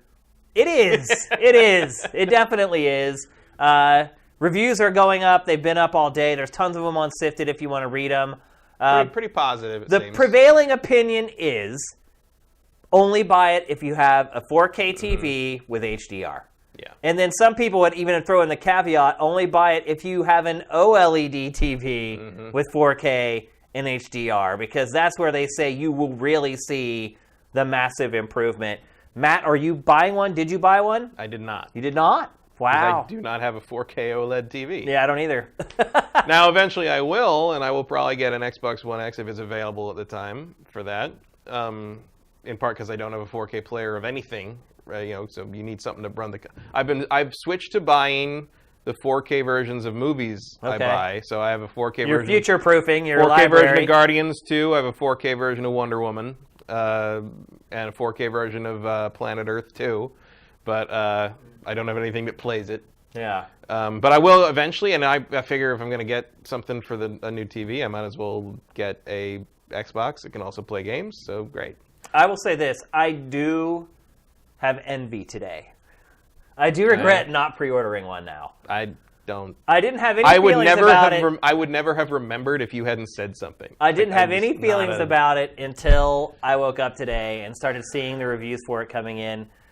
It also makes me sad because back in the day, we would, wherever we worked, they just would show up, and you just get one. And to be in the place we're in now, where we don't get free hardware anymore, it's kind of a disappointment. So I have to actually. It's good though for our coverage because I'm in the same position as the people we're trying to advise. So I have to make the same choice. Do I want to spend $500 on this thing now or not? And when it came down to it, I'm in the same boat you're in. I don't have a 4K TV. I still have a 1080p TV at home, and I saw so much of this at E3 and at various events to know that with a 1080p TV, it's just not worth buying right now at full price. There is a difference, but it's not a $500 difference. It's minimal, yeah. And it's hard for me to rationalize. Like I don't even have an Xbox One S. I also just don't turn things on. I don't turn the Xbox on, really. No. And that's what I wanted to get at is how is Microsoft going to sell this thing? A huge boost happened whenever PUBG was announced for this year. That's huge because right now... There's nothing like PUBG in 4K. No, but seriously, no, you're right. But right now, Microsoft today put out a bunch of new media for Forza Motorsport 7, a game that's been out for like a month now. But that's what they have to sell. I technically own 3 versions of already, right? With different numbers. But that's what it has to use to sell Xbox One X. Right. It's Super Lucky's Tale, which has been getting absolutely obliterated. Talk about terrible timing. It's like you put out Super Lucky's Tale like a week after Super Mario Odyssey, one of the highest reviewed 3D platformers of all time, and you're going to put out this platformer that's only the second one ever made by this studio that made it. And you have PUBG. And that's pretty much what you're trying to sell a $500 console with. And your big loss was, we didn't make Crackdown out in time. There was nothing there. Even that is going to be a tough sell. Oh, yeah. You're essentially... Crackdown did not look very 4K-y at E3. No, not at all. Like 4K-y. Definitely not. It looked like 2K-y. Not even. It's a hard sell. I did not buy it, and now that I've kind of got over the morning of where you wake up, you're like everyone's getting the Xbox One X today. It's not out till Tuesday. You got time. I thought it was out today. The embargo was up today. Okay. I thought it came out on November 3rd. I thought it was after. I think it's Tuesday. Oh really? Well, I had gotten over it. Now I'm going to have to start all over again. Now you got a few more days. Think about it. To stew. I really thought it was November 3rd along with COD, but I guess I'm wrong. But I thought it was November 7th. I might be wrong. You may be right. I don't know. Either way, I'm not buying it. I didn't buy it today. Right. And I'm not buying it on Tuesday. Either way, I'm not getting it. And really what Microsoft is going to sell it with, it's not with Forza 7. It maybe is with PUBG, but like you said, does 4K PUBG really matter all that much? No, I certainly wouldn't buy another Xbox to play PUBG. I just play it on my existing one. Right. What it's going to sell it on is, hey, we have the best-looking third-party games. So do you think that we get to this place where it goes back to, the Genesis SNES days where, Microsoft is saying, hey, all these games look better on our platform? Maybe. They've admitted that the X is kind of a boutique platform because they recognize that not a lot of people have the 4K TV to take advantage of it in a way that's meaningful, especially considering the price of the product. Yeah, not a lot of people have $500 sitting around either. Just to make their games look, let's be honest, marginally better. You're I mean, right. do they look better? Yeah, they look. It's like, wow, it looks really good. Yeah. Does it look like give me $500 for it good? I don't think so. I'll say this, like, another game that they started pushing again today, and they've been pushing for the last couple weeks, is Gears of War 4. Like, all of a sudden, they're publishing these, like, making of Gears of War 4 things. And I will say, on a 4K TV, an OLED, 4K TV with HDR, the difference on Gears of War 4 is pretty freaking mind-blowing. It looks like a painting. It really looks completely different. But that's just, think about the commitment you've got there. You got the $500 console, an OLED TV like that. To play a year-old game. Yeah. That you've already probably played already. Yeah.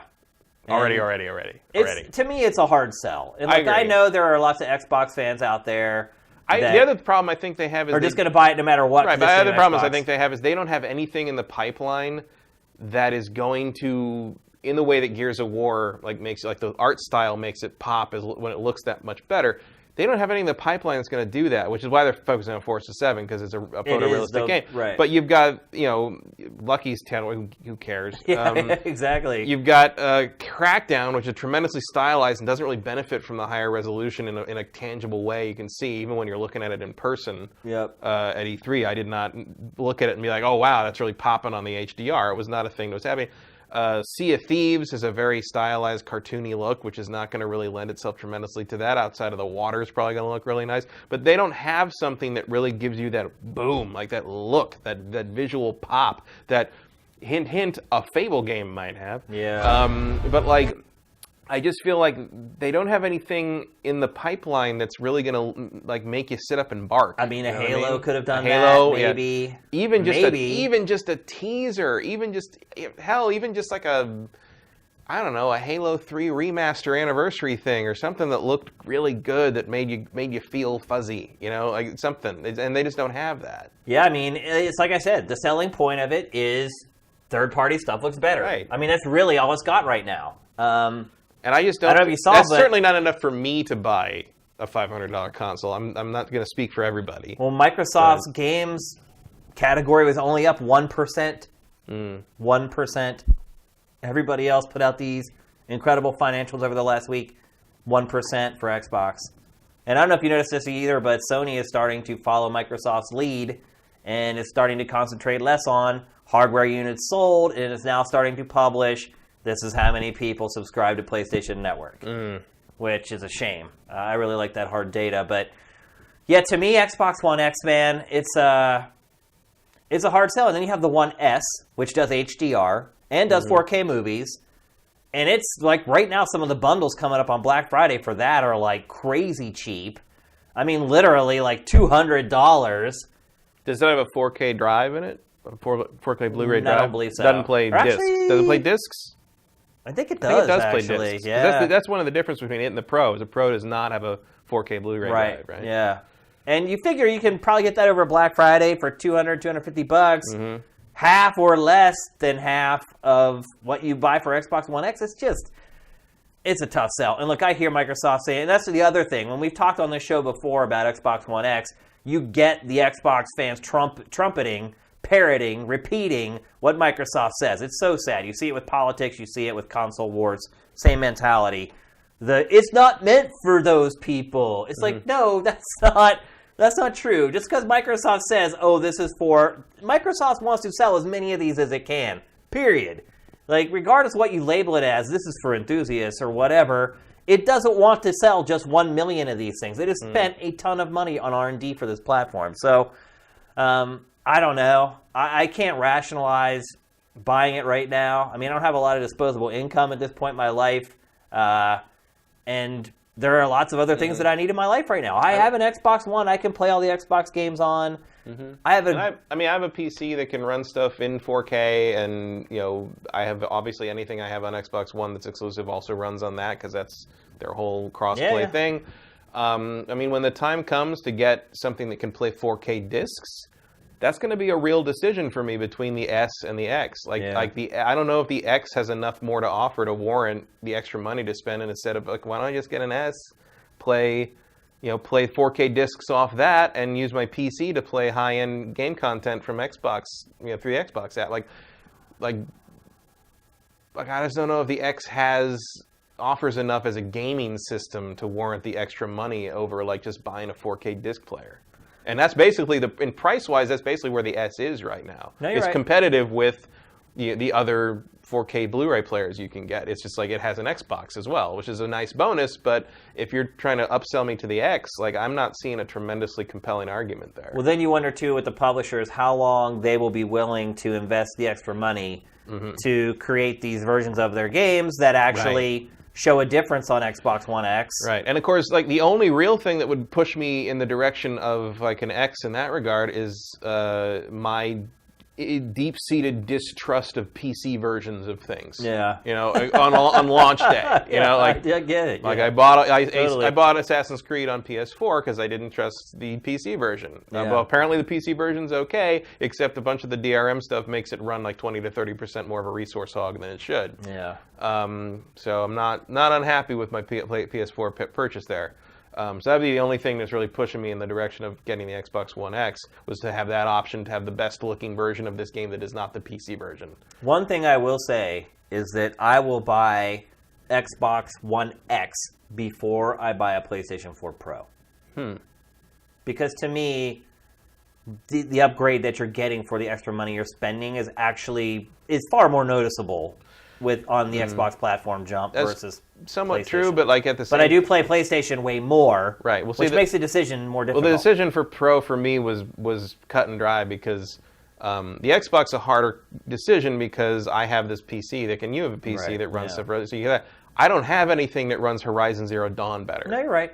So like the only way to get these PlayStation games to run smoother and better and in higher resolution and with HDR is to have the Pro. You're right. Whereas I've already got this PC that can kind of play backup if I need it for Xbox games. And it's not quite 100%, but it's getting close to 100% of games are released on PC and console. Mm-hmm. It's not really, quite Sony and Nintendo exclusives are your standouts there. Yeah. And if you want the best experience in that regard, you need a PS4 Pro and you need a Switch. Yeah, for a while, most Japanese games weren't coming out on PC right away, but even that's starting to change. It is starting to. You're getting. I mean, Nier Automata's port was not great, but it was there. Yeah.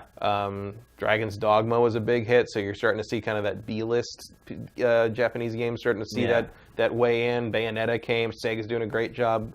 Even if it's pushing their kind of recent back catalog on a PC. Sega's great with PC. Yeah. It always has been. Well, I think the purchase of Creative Assembly was a good influence to them. For sure, yeah. So I feel like, not to go all PC advocate or whatever, but I feel like you're pretty well taken care of there, and you just need to decide what you can't live without in terms of exclusives. Yeah. And the only parts of that equation that are relevant right now are Nintendo and Sony, because Microsoft has decided to give you, as a PC owner, everything you get from an Xbox. Yeah, it's pretty crazy. I don't know what else to tell you. Yeah, Microsoft. I mean, look, a lot of people don't have really powerful PCs. I mean, particularly as powerful as Xbox One X, because it is like... That is a lot of hardware for $500. Pretty freaking powerful PC in a little puny box. If you don't have a PC on that, like if you just like use a work laptop or whatever, just something that gets you on the internet, I mean, you could do a lot worse than the Xbox X. Yeah, I mean, if you really think about the performance that you're getting per dollar, it would be hard for me to recommend somebody to build a PC, a powerful gaming PC, instead of just buying the One X. Yeah, you're probably, I mean, just for something like that's real, solid baseline capable, you're talking twice the price probably for off-the-shelf parts. Yeah, for sure. And that's if you want to put it together yourself. Right, an Xbox One X is plug and play, so there's a market for it. I just think it is small right now. And it's too small for me. But I'm not in that market yet. Right. So. But Microsoft also keeps saying it is small, so I guess if they're ready for that, and eventually the Xbox One X will be the new standard. And also, it'll eventually be cheaper. Right. And that's what I'm looking at. I'm like, I don't need it right now. They're playing the long game. Right. And that's what Microsoft needs to, because they ain't winning the short game. No, the short game's over already. I mean, that was lost almost on day one. So I wish Microsoft good luck. It really kind of needs something. It's not doing well in the game space right now. I think it needs a more robust library of It does. exclusives. And that's been more a than problem it, for I mean, the years. hardware isn't their problem so much, and it also. And it wasn't really a problem with the base Xbox One. No, it just wasn't. They're getting there. I don't know if you've messed with it recently. I had to turn it on for some stuff recently, and one of the recent updates, the OS moves like a bat now. Like it's real I just smooth. used it actually. I used it yesterday for the first episode of Beat Shane. I played a sifter for Beat Shane. It actually ended up being a really good competition. So keep an eye out for that, folks. But the speed of the OS is vastly improved. It is. It's way faster, for sure. The question becomes, like, can Microsoft kind of recover? You know, and especially now that there's no real... They seem to be kind of moving out of... The industry as a whole seems to be moving out of that idea of generation lines, where like every generation was kind of a chance to start over a little bit and see who made the mistakes, see who made the better approach.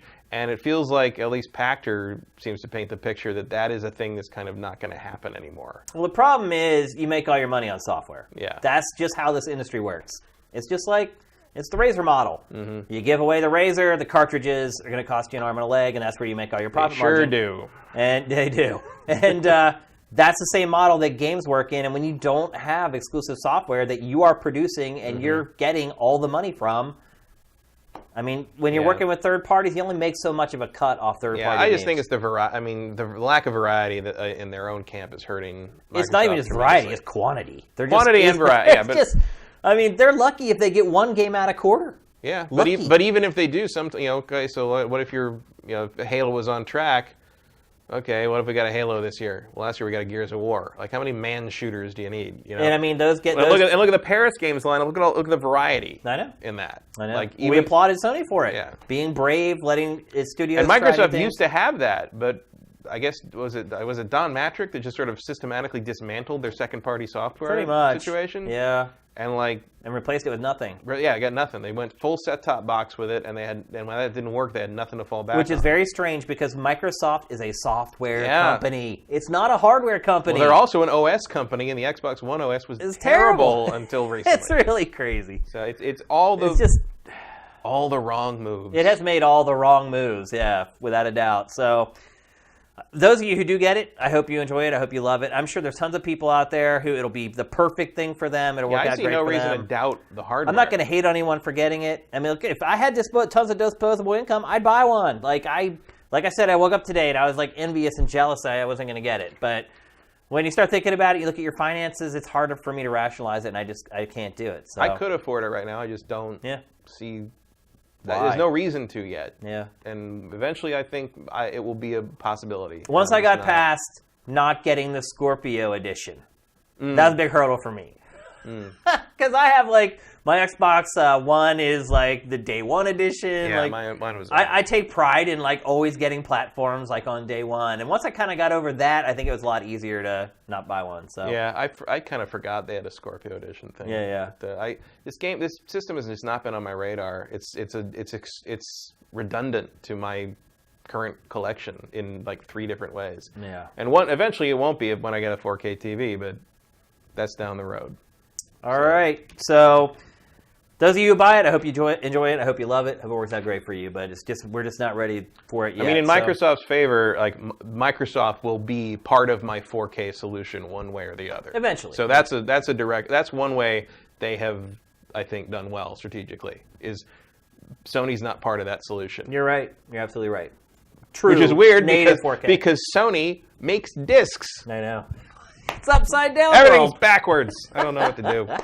All right, it's time for our trailer of the week. And always remember, as we watch the trailer of the week, get your questions into the chat. And when you're putting your questions in there, make sure you put them at SIFTD Games, because otherwise it's extremely difficult for us to fish out the questions from people just commenting. I'm sure people are arguing over Xbox One X right now in the chat. So make sure you get your questions in at SIFTD Games. Our trailer of the week this week, pretty big game, Star Wars Battlefront 2. For whatever reason, EA decided to release the launch trailer of this game at Paris Games Week, way, way ahead of its actual release. It's short and quick, so get your questions in fast. But here it is, the launch trailer for Star Wars Battlefront 2.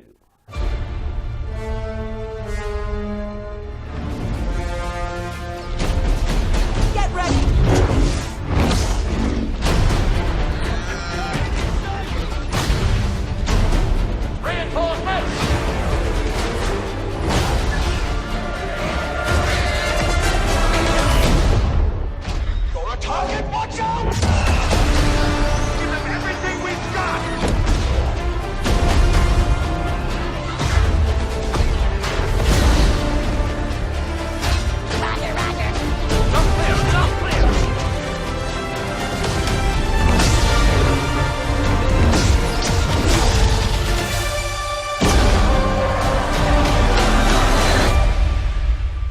the Empire's time has come. There it is. Hard to believe we already got the last trailer for that game. Yeah. I wouldn't be surprised if they put out a little bit of a longer one on actual launch day. I mean, it came out like weeks before the game actually launches. I don't know what they're thinking there. Especially with all the great media that Sony was already putting out, it just kind of got buried. So we ran it as our trailer of the week. Let's get to some questions here. W. Matthew, what do you think of the announcement of WoW Classic server reveal? So that is a problem. Like, BlizzCon is going on this weekend, and right now, actually, it kicked off today. And unfortunately, we're not able to incorporate a lot of the information from BlizzCon into the show today, but we're glad that you're asking questions. So, Matt, you're a big ex-WoW player. Mm-hmm. I think that's cool. Like, you know, I mean, it sucks. Their hand was forced a little bit. Yeah, I mean, they shut down a bunch of player servers that were already doing that. Yeah. So, like, you know, and even the announcement today kind of had this feeling of like, fine, we'll do it. You know, like, but like, I quit around Cataclysm.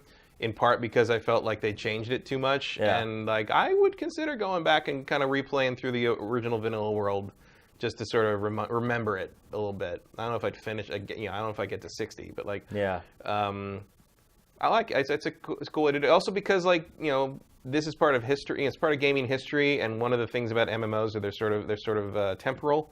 There's sort of that fear that like, oh, if it shuts down, will we ever get to see it again? Yeah. And kind of preserving that. Or will all the work, the hours that I put into it just get flushed down the toilet? And like, basically like, this is kind of a way of preserving what I would say is one of the, if not the most important game of the genre. Sort of like, it is the most important. It's worth going back and kind of being able to look and see what it was like in 2004 or 2005. And if only to see how far we've come. Yep.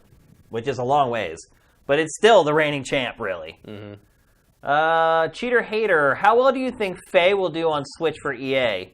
If nothing else, A Way Out needs to get on Switch since it seems custom made for the platform. Faye, I mean, I don't know. A lot of the information that's been coming out is that that indie games are selling better on Switch. And while Faye, it's hard to call Faye an indie game because EA is publishing it, but really it is. Like, people are going to look at it and say, oh, that's a game that I could pay $10 or $15 for. And that, I think that's what most people consider indie games. It's a whimsical, like, fairy game for... I can probably pull it up here, actually. Let's see. And this is the beauty of our new system, is that I can just pull stuff up on my PC and show it to you guys. I guess it's too hard to search for. Maybe put a space after it? Maybe. Yeah, I guess how do you search for Faye? You have defeated the Sift. I think I did. I just defeated the website, unfortunately. I don't know a way to search for it, because it's just pulling up anything with FE. I like that it pulled up Fear Effect. That's good. That's good predictive work there. Look at some of these games I haven't even heard of. Do not feed the monkeys? Front Defense VR? That's some deep cuts there. Yeah. So Faye is... It's just another typical kind of whimsical side-scrolling game. I mean, you look at it, you think indie like right away. How do I think it's going to do? I mean, a lot of developers are saying their games are indie developers are saying their games are selling better on Switch, but they don't say how much. Or I mean, when you consider the installed base, though, that is pretty impressive. That some indie games are selling better on Switch than PS4 or Xbox One. Well, it helps that I think a lot of the indie games, especially the more retro-looking ones, are the ones that don't suffer from being on the lesser hardware. They lend themselves to, the experience is pretty much equivalent, performance-wise and visually, whether you're playing on the Switch or playing on a high-end PC. It's not a detriment to have an indie game on Switch. And some I don't, but some people consider if you're playing it in console mode, it looks the same as playing it on almost any other platform available, and you can pick it up and play it in handheld mode, and you kind of get the best of both worlds. Once it's smashed down to that little screen, So, I get why people consider that an advantage. I don't use it that way. I will almost always default to PC for kind of the indie stuff, in part because if I wait about a couple of months, it's like $5, although Nintendo is getting better about their digital sales, so I mean, if you can find the stuff you're looking for on the True. I mean, the store's gotten updated. It's better. You can search stuff. You can browse stuff now. They are getting there. Improving. They're getting there. So I'm in preparation for the big January thing, which presumably in conjunction with the January Direct, they will probably launch the full-fledged store and online thing, and that'll be. I think it'll be ready. I think they'll get there. I don't think Faye does anything for Switch. I mean, it may sell okay, but I don't think it's going to change. It's not going to change EA's perception mind. of whether it decides to create more or less games for it. What was the other game? A Way Out? A Way Out. Yeah. That game, you're absolutely right. That was a great way to phrase it. That game is perfect for Switch because it kind of has that split perspective where you play as like the two guys trying to get out of jail, and that game also isn't hardware taxing. It's not like this bleeding edge game graphically. It's more about cool gameplay concepts, which I also think is something that's like right in Nintendo's wheelhouse. But I do think that might be a little much for the system to run the split screen on that. Yeah. Certainly more than maybe EA is willing to put the effort into solving. Yeah, if you're gauging FIFA by, is to use it as kind of a barometer of how much effort EA is willing to put into a Switch game. Then although I would really love to see the promo where you've got two people trying to play that game on like the stand thing with the tiny little controllers. Yeah. But I do think that is kind of the game that the typical Nintendo fan is kind of receptive to. Games with unique gameplay concepts and things like that. I think it's in the wheelhouse. But I don't think, just like Faye, I don't think that game is going to, I don't think it's even announced for Switch, but if it were and it sold well, I don't think that really changes EA's perspective on the platform. It cares about its big blockbusters selling millions of copies. Yeah. And you could eventually probably get there with EA games on the Switch, but I don't think they want to put the legwork in. Yeah. They've already got their revenue from these other sources, and they clearly seem to feel that the effort is not worth the time. Yeah, the payoff. They just don't think the payoff's going to be worth all the effort that they put in for it. So we'll see. The Legacy. What do you expect from Sony at PSX and the Game Awards? Dreams, maybe? Oh, boy. Also, what are your thoughts on the Activision microtransaction patent, where they are pushing to selling weapons in the lobby that players use to kill you in multiplayer?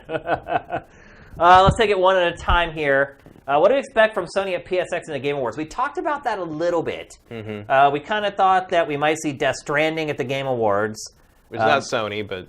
Yeah, but... Kojima feels Sony-ish. Is it not Sony, though? It is Sony. Is it? Yeah. Is Sony making that? Like I think publishing it. Again, you can pull up the handy-dandy internet. Thanks for our new setup. At least this one's more than... This one will definitely than pop two letters. So. Yeah, see, it's only coming to PS4 right now. Yeah, published by Sony Computer Entertainment. I like how we have a naked... Sure. Norman Reedus' ass. Welcome. Best game page banner ever. It's freaking great. Naked Norman Reedus staring at dead whales. It's just another Sunday night. Yeah, that's freaking great. These are all the people that spent too much on loot boxes. Yeah. So, What if that's what the game's about, like metaphorically? It is Kojima. It's quite possible. Yeah. So we talked about, we think we'll see Death Stranding at the Game Awards just because of the relationship between Keighley and Kojima. As far as PSX is concerned, I wouldn't be surprised if we don't really get hardly anything at PSX. I think we'll see more Days Gone. Yeah, because that was absent at Paris Games. And that seems to be kind of a more domestic push. Or, I was talking earlier about how we saw so little of God of War at Paris Games Week. Yeah, it could be a place they blow Maybe that they out. show a little bit more, because it's coming up quick. Maybe I feel like either that or Video Game Awards might be where we see maybe some first gameplay of Ghost of Tsushima. I was just going to say that, yeah. One or the other. First gameplay of Ghost of Tsushima from Sucker Punch. And I think we will see Dreams. Yes. We cheat a little bit when we talk about Dreams. But Dreams ain't dead, folks. No, it's not dead. It's coming. Yeah, it's coming. And that's all we're going to say about it. What was his last question? Oh. Thoughts on the Activision microtransaction patent where they are selling weapons in the lobby that players use to kill you in multiplayer. I think that's genius. I think that's very funny. Yeah. I think it's a great idea. I mean, I don't think... That was a pretty good gun you just died to, huh? It's a great idea. Yeah. It's really smart. I can't really patent that. That's total bullcrap. Yeah, I don't know if you can patent that. But But I love the idea of it because how many times have you played a shooter and you got gunned down by somebody and you're like, what? Like, your gun is like OP or whatever. As long as it's not just the option to buy it with real money. If it tells me you unlock this weapon at blah, blah, blah, or you already have this weapon. well, I think the patent was for selling it to you for real money. Oh. It was a microtransaction. No, that's really dirty. Yeah. But I love believe the term is predatory. Yeah, that's a good phrase to use. I personally like the idea of being. I mean, a lot of times they'll tell you it'll say killed you with blah blah. Right, you get blah, the loadout, but it won't give you like a direct link to actually get that weapon or Right. unlock that Well, weapon. for a long in some time, I way. don't know if they still do it. For a long time, Call of Duty had that thing where you could you had a perk where you could equip the loadout of the person who killed you last to kind of like. Which one was that? I know that was in like Modern Warfare 2. There Really? was a thing where you could equip the loadout of the person. Oh, was who- it a perk? Yeah, I think it was a perk. Yeah, I think it was. And Yeah. it was like you could play as what you just died to, and like you could. No, you're absolutely right. That was a good learning tool. For Yeah, me. it was. Yeah. So this is kind of the way to translate. No, that I do remember that. You're right. Yeah. It would work that way. You didn't have it permanently. You just have it for like. for like the next life. Basically. Yeah. And what I found a lot of times is like when I got that other person's weapon, I'm like, well, this thing sucks. Because you get killed, you're like, oh, he has some OP weapon, and he killed me because of that weapon. And you're right. I think it may have been Black Ops, maybe the first Black Ops that did it. I can't quite remember. It was in a couple of them because I never played Black Ops multiplayer too much. Okay. So it was definitely one of the Modern Warfares. But then you get their gun, and you just realize, no, they're good. They're just really good with that gun. Yeah. Which I love. I thought that was really brilliant. So I love the concept. The fact that they're trying to patent it, total bull. Yeah, that's not going crap. to work. You can't really do that. Yeah. But- I mean, they'll try and they'll fail. But I like the idea. And as long as they execute it and they're not slimy in how they Well, I think execute it is automatically slime. I mean, look, it's like we had our loot box gambling argument, but the one thing I do agree on is whether you think it's gambling or not, it's a predatory sales tactic. For sure, yeah. And that's the problem. Yeah. Is the predation of it, and Yeah. I think that's just another facet of that predatory attitude toward it. I don't know if I view it in the same way that way, though. If you can't buy, if that's a microtransaction, if you're trying to sell me something. Oh, I bet you'll be better if you give us $1 for this gun. Like that's this in the same wheelhouse. I Yeah, would yeah. say. But it's like I said, if they also say, hey, this gun unlocks at level 10, or this scope unlocks at level 5 or whatever, and it tells you what you need to do to actually get it without paying. But I don't think they're patenting that part. Yeah, well, definitely not. Definitely not. They're patenting the part that makes them free money. Yeah. Here's one from Justin Horman. In what previous generation do you think a mid-generation refresh would have been best received / had more impact? The first 3D console generation. Yeah, PlayStation 1. Because I mean, back then- N64 did have that. There was Yeah. the expansion pack. It did, yeah. Helped. Vaguely. What it really did, though, is it made developers just stretch the system even further. Right.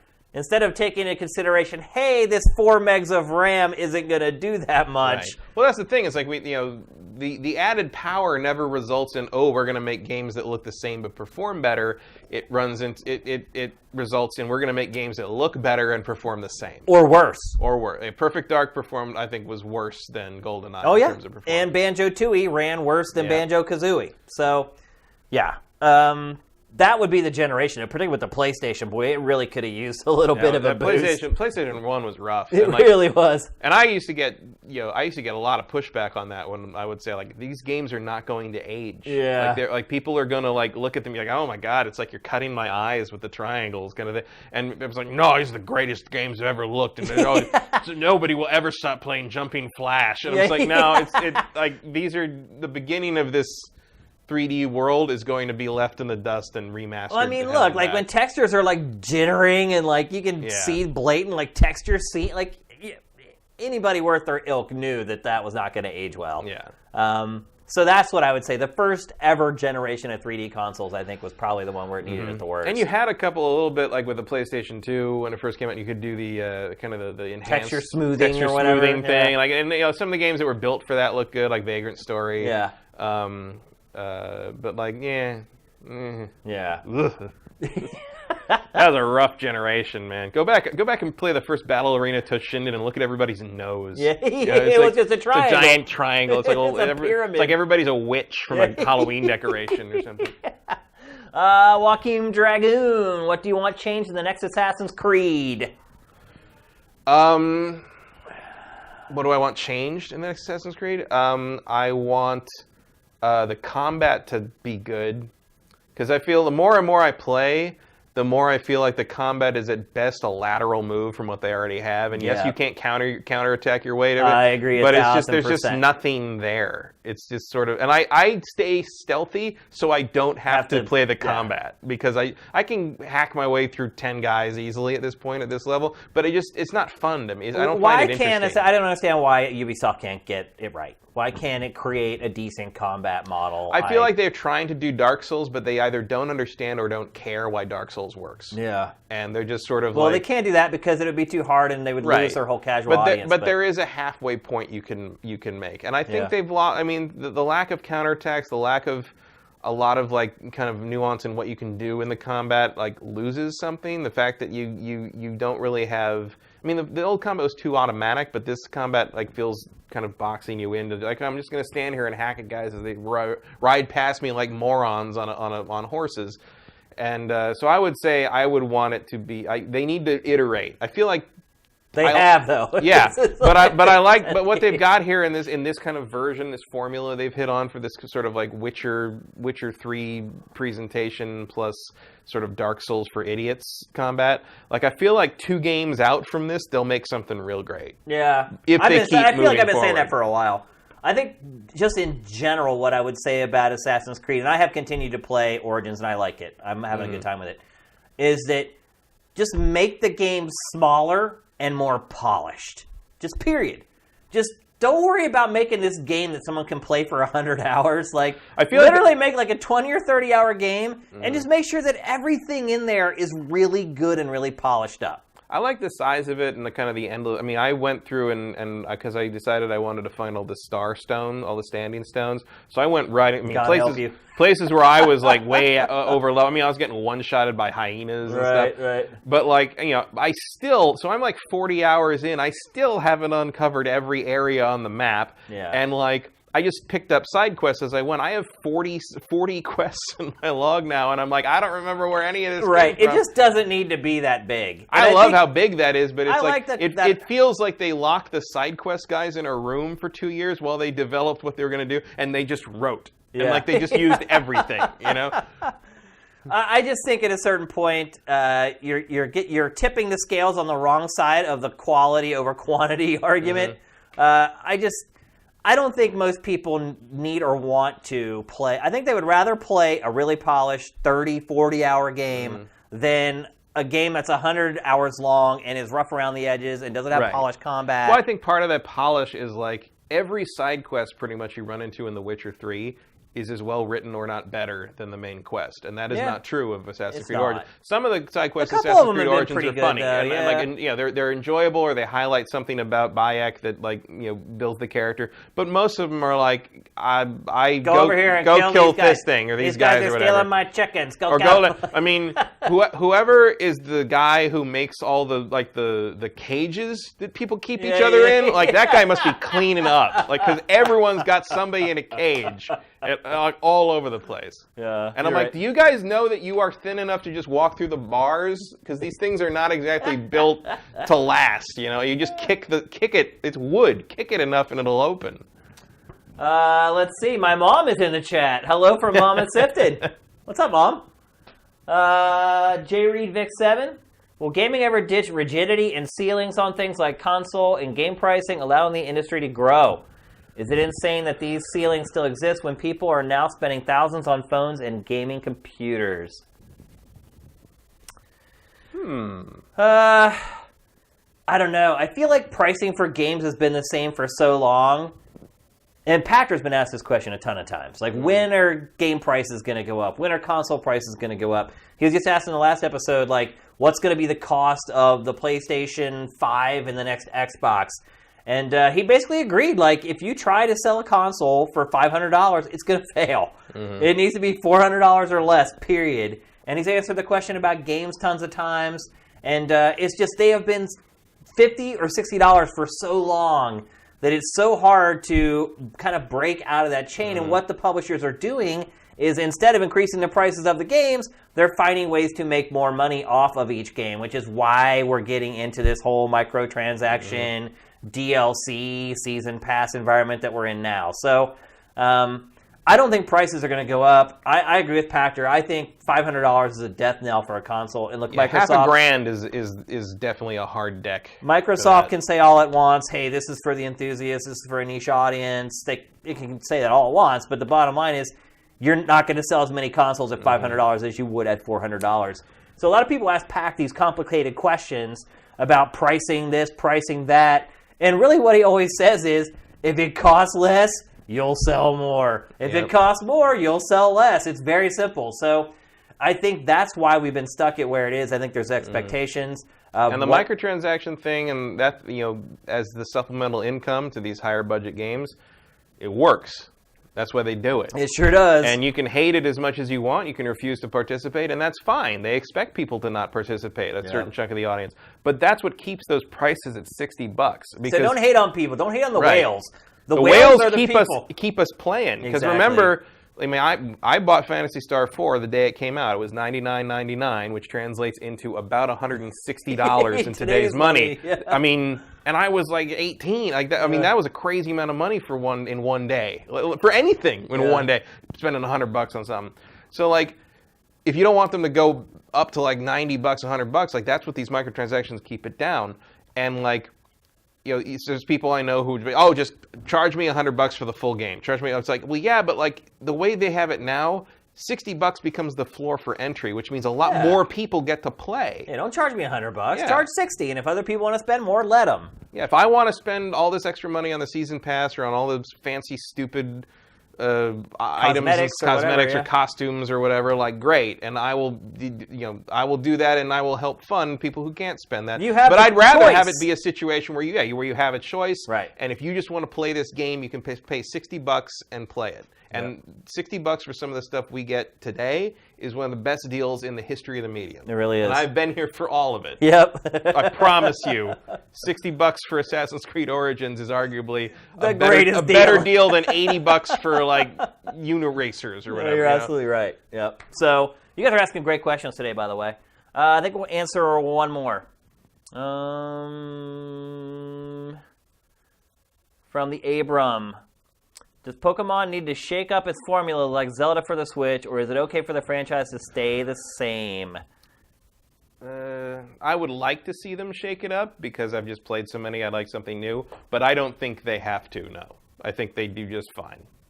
Yeah, no, you don't have to shake anything up when you have sales like Sun and Moon had. I would be crazy too. I'm in support of anything they want to do to shake that franchise up just to keep it fresh, but clearly that's not a problem for the mass audience that buys Pokemon games. I think maybe for Switch they need to make some changes. I think expectations will change when people are playing a console version of Pokemon. But as far as the handheld games are concerned, they can just keep cranking them out the way they are. They're just basically printing money. Yeah. And they're great games. Don't get me wrong. It's not like they're getting lazy or whatever. There's a certain style for handheld Pokemon. People love it. Nintendo's good at making it. Everybody wins. But I do want to see more from the Switch version of Pokemon than we got from Gale of Darkness back on. I think that was GameCube. Is that right? Yep.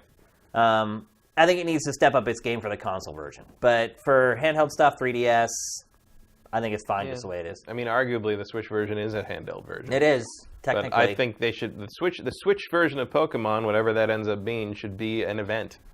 It should be a big deal. Yeah. And hopefully they recognize that. Yep. All right, it's time for a word from our sponsor. ExtraTurns.com, people. Your games deserve more. There's so many stores and sites that will charge you 10, maybe 15% or more for the privilege of selling a used game. We charge $0. ExtraTurns.com is a brand new marketplace being built from the ground up so you can sell your games, collectibles, electronics, and memorabilia. Not only will we beat our competitors' commission in every category important to you, but we will also make exchanging your used games commission-free. You get 100% of the value of your collection. Wow. How do they do it, Matt? How are they going to do it? Sign up for the pre-launch and share us on social media to be entered to win an SNES Classic this holiday season. So there you go, extraturns.com. Big thanks to our sponsors. We appreciate it very much. Did get an update from them over the last week. They are working very hard at launch. They appreciate very much all the messages you guys have sent them on social media. They hear it. And we should have new updates on xreturns.com in the very near future, including a relaunch date and all that kind of stuff. So stay tuned for that. I think that's it, Mr. Kyle, for GameFace 108. I got a great weekend of gaming coming up. I'm trying to polish off Mario. Gonna keep playing some Origins. The first Beat Shane will be going up on the site tomorrow. I should also address, so the first Ask Shane Anything went up. And people were bummed out because it's a Patreon thing. So people who are giving $10 a month per more get a 3-day early access to it. And I just want to say, I hate it too. I mean, I hate that there are people who have supported SIFTD from launch day who have to wait 3 days to watch a piece of content because of the Patreon. So I hear you. I totally get it. Unfortunately, that's just kind of the way Patreon works. And we did... Patreon's weird. It's like right before the day when it turns over, like Halloween, we lost a bunch of patrons and a ton of money towards the Patreon. And some of those people have come back already. I don't know what the deal is, but... they just didn't want to pay. I guess. But see, they can't get the content until they paid. So I don't know what the deal is. No, if you can't afford it this month, you can't afford it. Yeah, I totally get it. But when a lot of those people left, what you can do on Patreon when you leave a Patreon account is you can leave an exit interview where you explain why you left or whatever. And some of them are just like, oh, I didn't have money this month or whatever. But the vast majority of them were, I did not feel like I was getting more for the extra money I was paying versus the other people. And so we're getting direct feedback from our Patreon saying that people want more if they're dedicating more money to the higher tiers. So... it is what it is. And again, I don't like it. And if you're someone who supported us from the beginning, like I can't tell you how much I appreciate everything you've done for the site. But unfortunately, we made the decision to go to Patreon, and that's how it works. And unfortunately, it's just some bumps in the road. But anyway, the feedback on the first Ask Shane Anything has been great. Those of you who have watched it seem to like it a lot. And it will be unlocked. Should be Sunday, tomorrow or Sunday for everybody else. So make sure you give it a watch. And we'll re-promote it as free for everyone. But... I brought that up because Beat Shane is going up tomorrow, and I will say it was amazing. It went really well. It was a really, really close competition, me playing a sifter. And that'll be going up tomorrow, and it's going to be the same deal where it will be on a delay for people who have contributed X amount of dollars per month to our Patreon. So thanks, you guys, for understanding. I really appreciate it. I wish we could have survived just on our subscription service. It just wouldn't have worked. And the bottom line is, if it weren't for the Patreon, neither of these shows would even exist, and we wouldn't be sitting here right now. So sometimes in life, you got to take the good with the bad. So we're still here. Hopefully that's good in your impression. It's good for me, it's good for Matt, it's good for Sam. We're all happy to still be here. So thanks again for everything. You guys are great. Have a great weekend. GameFace is up and out.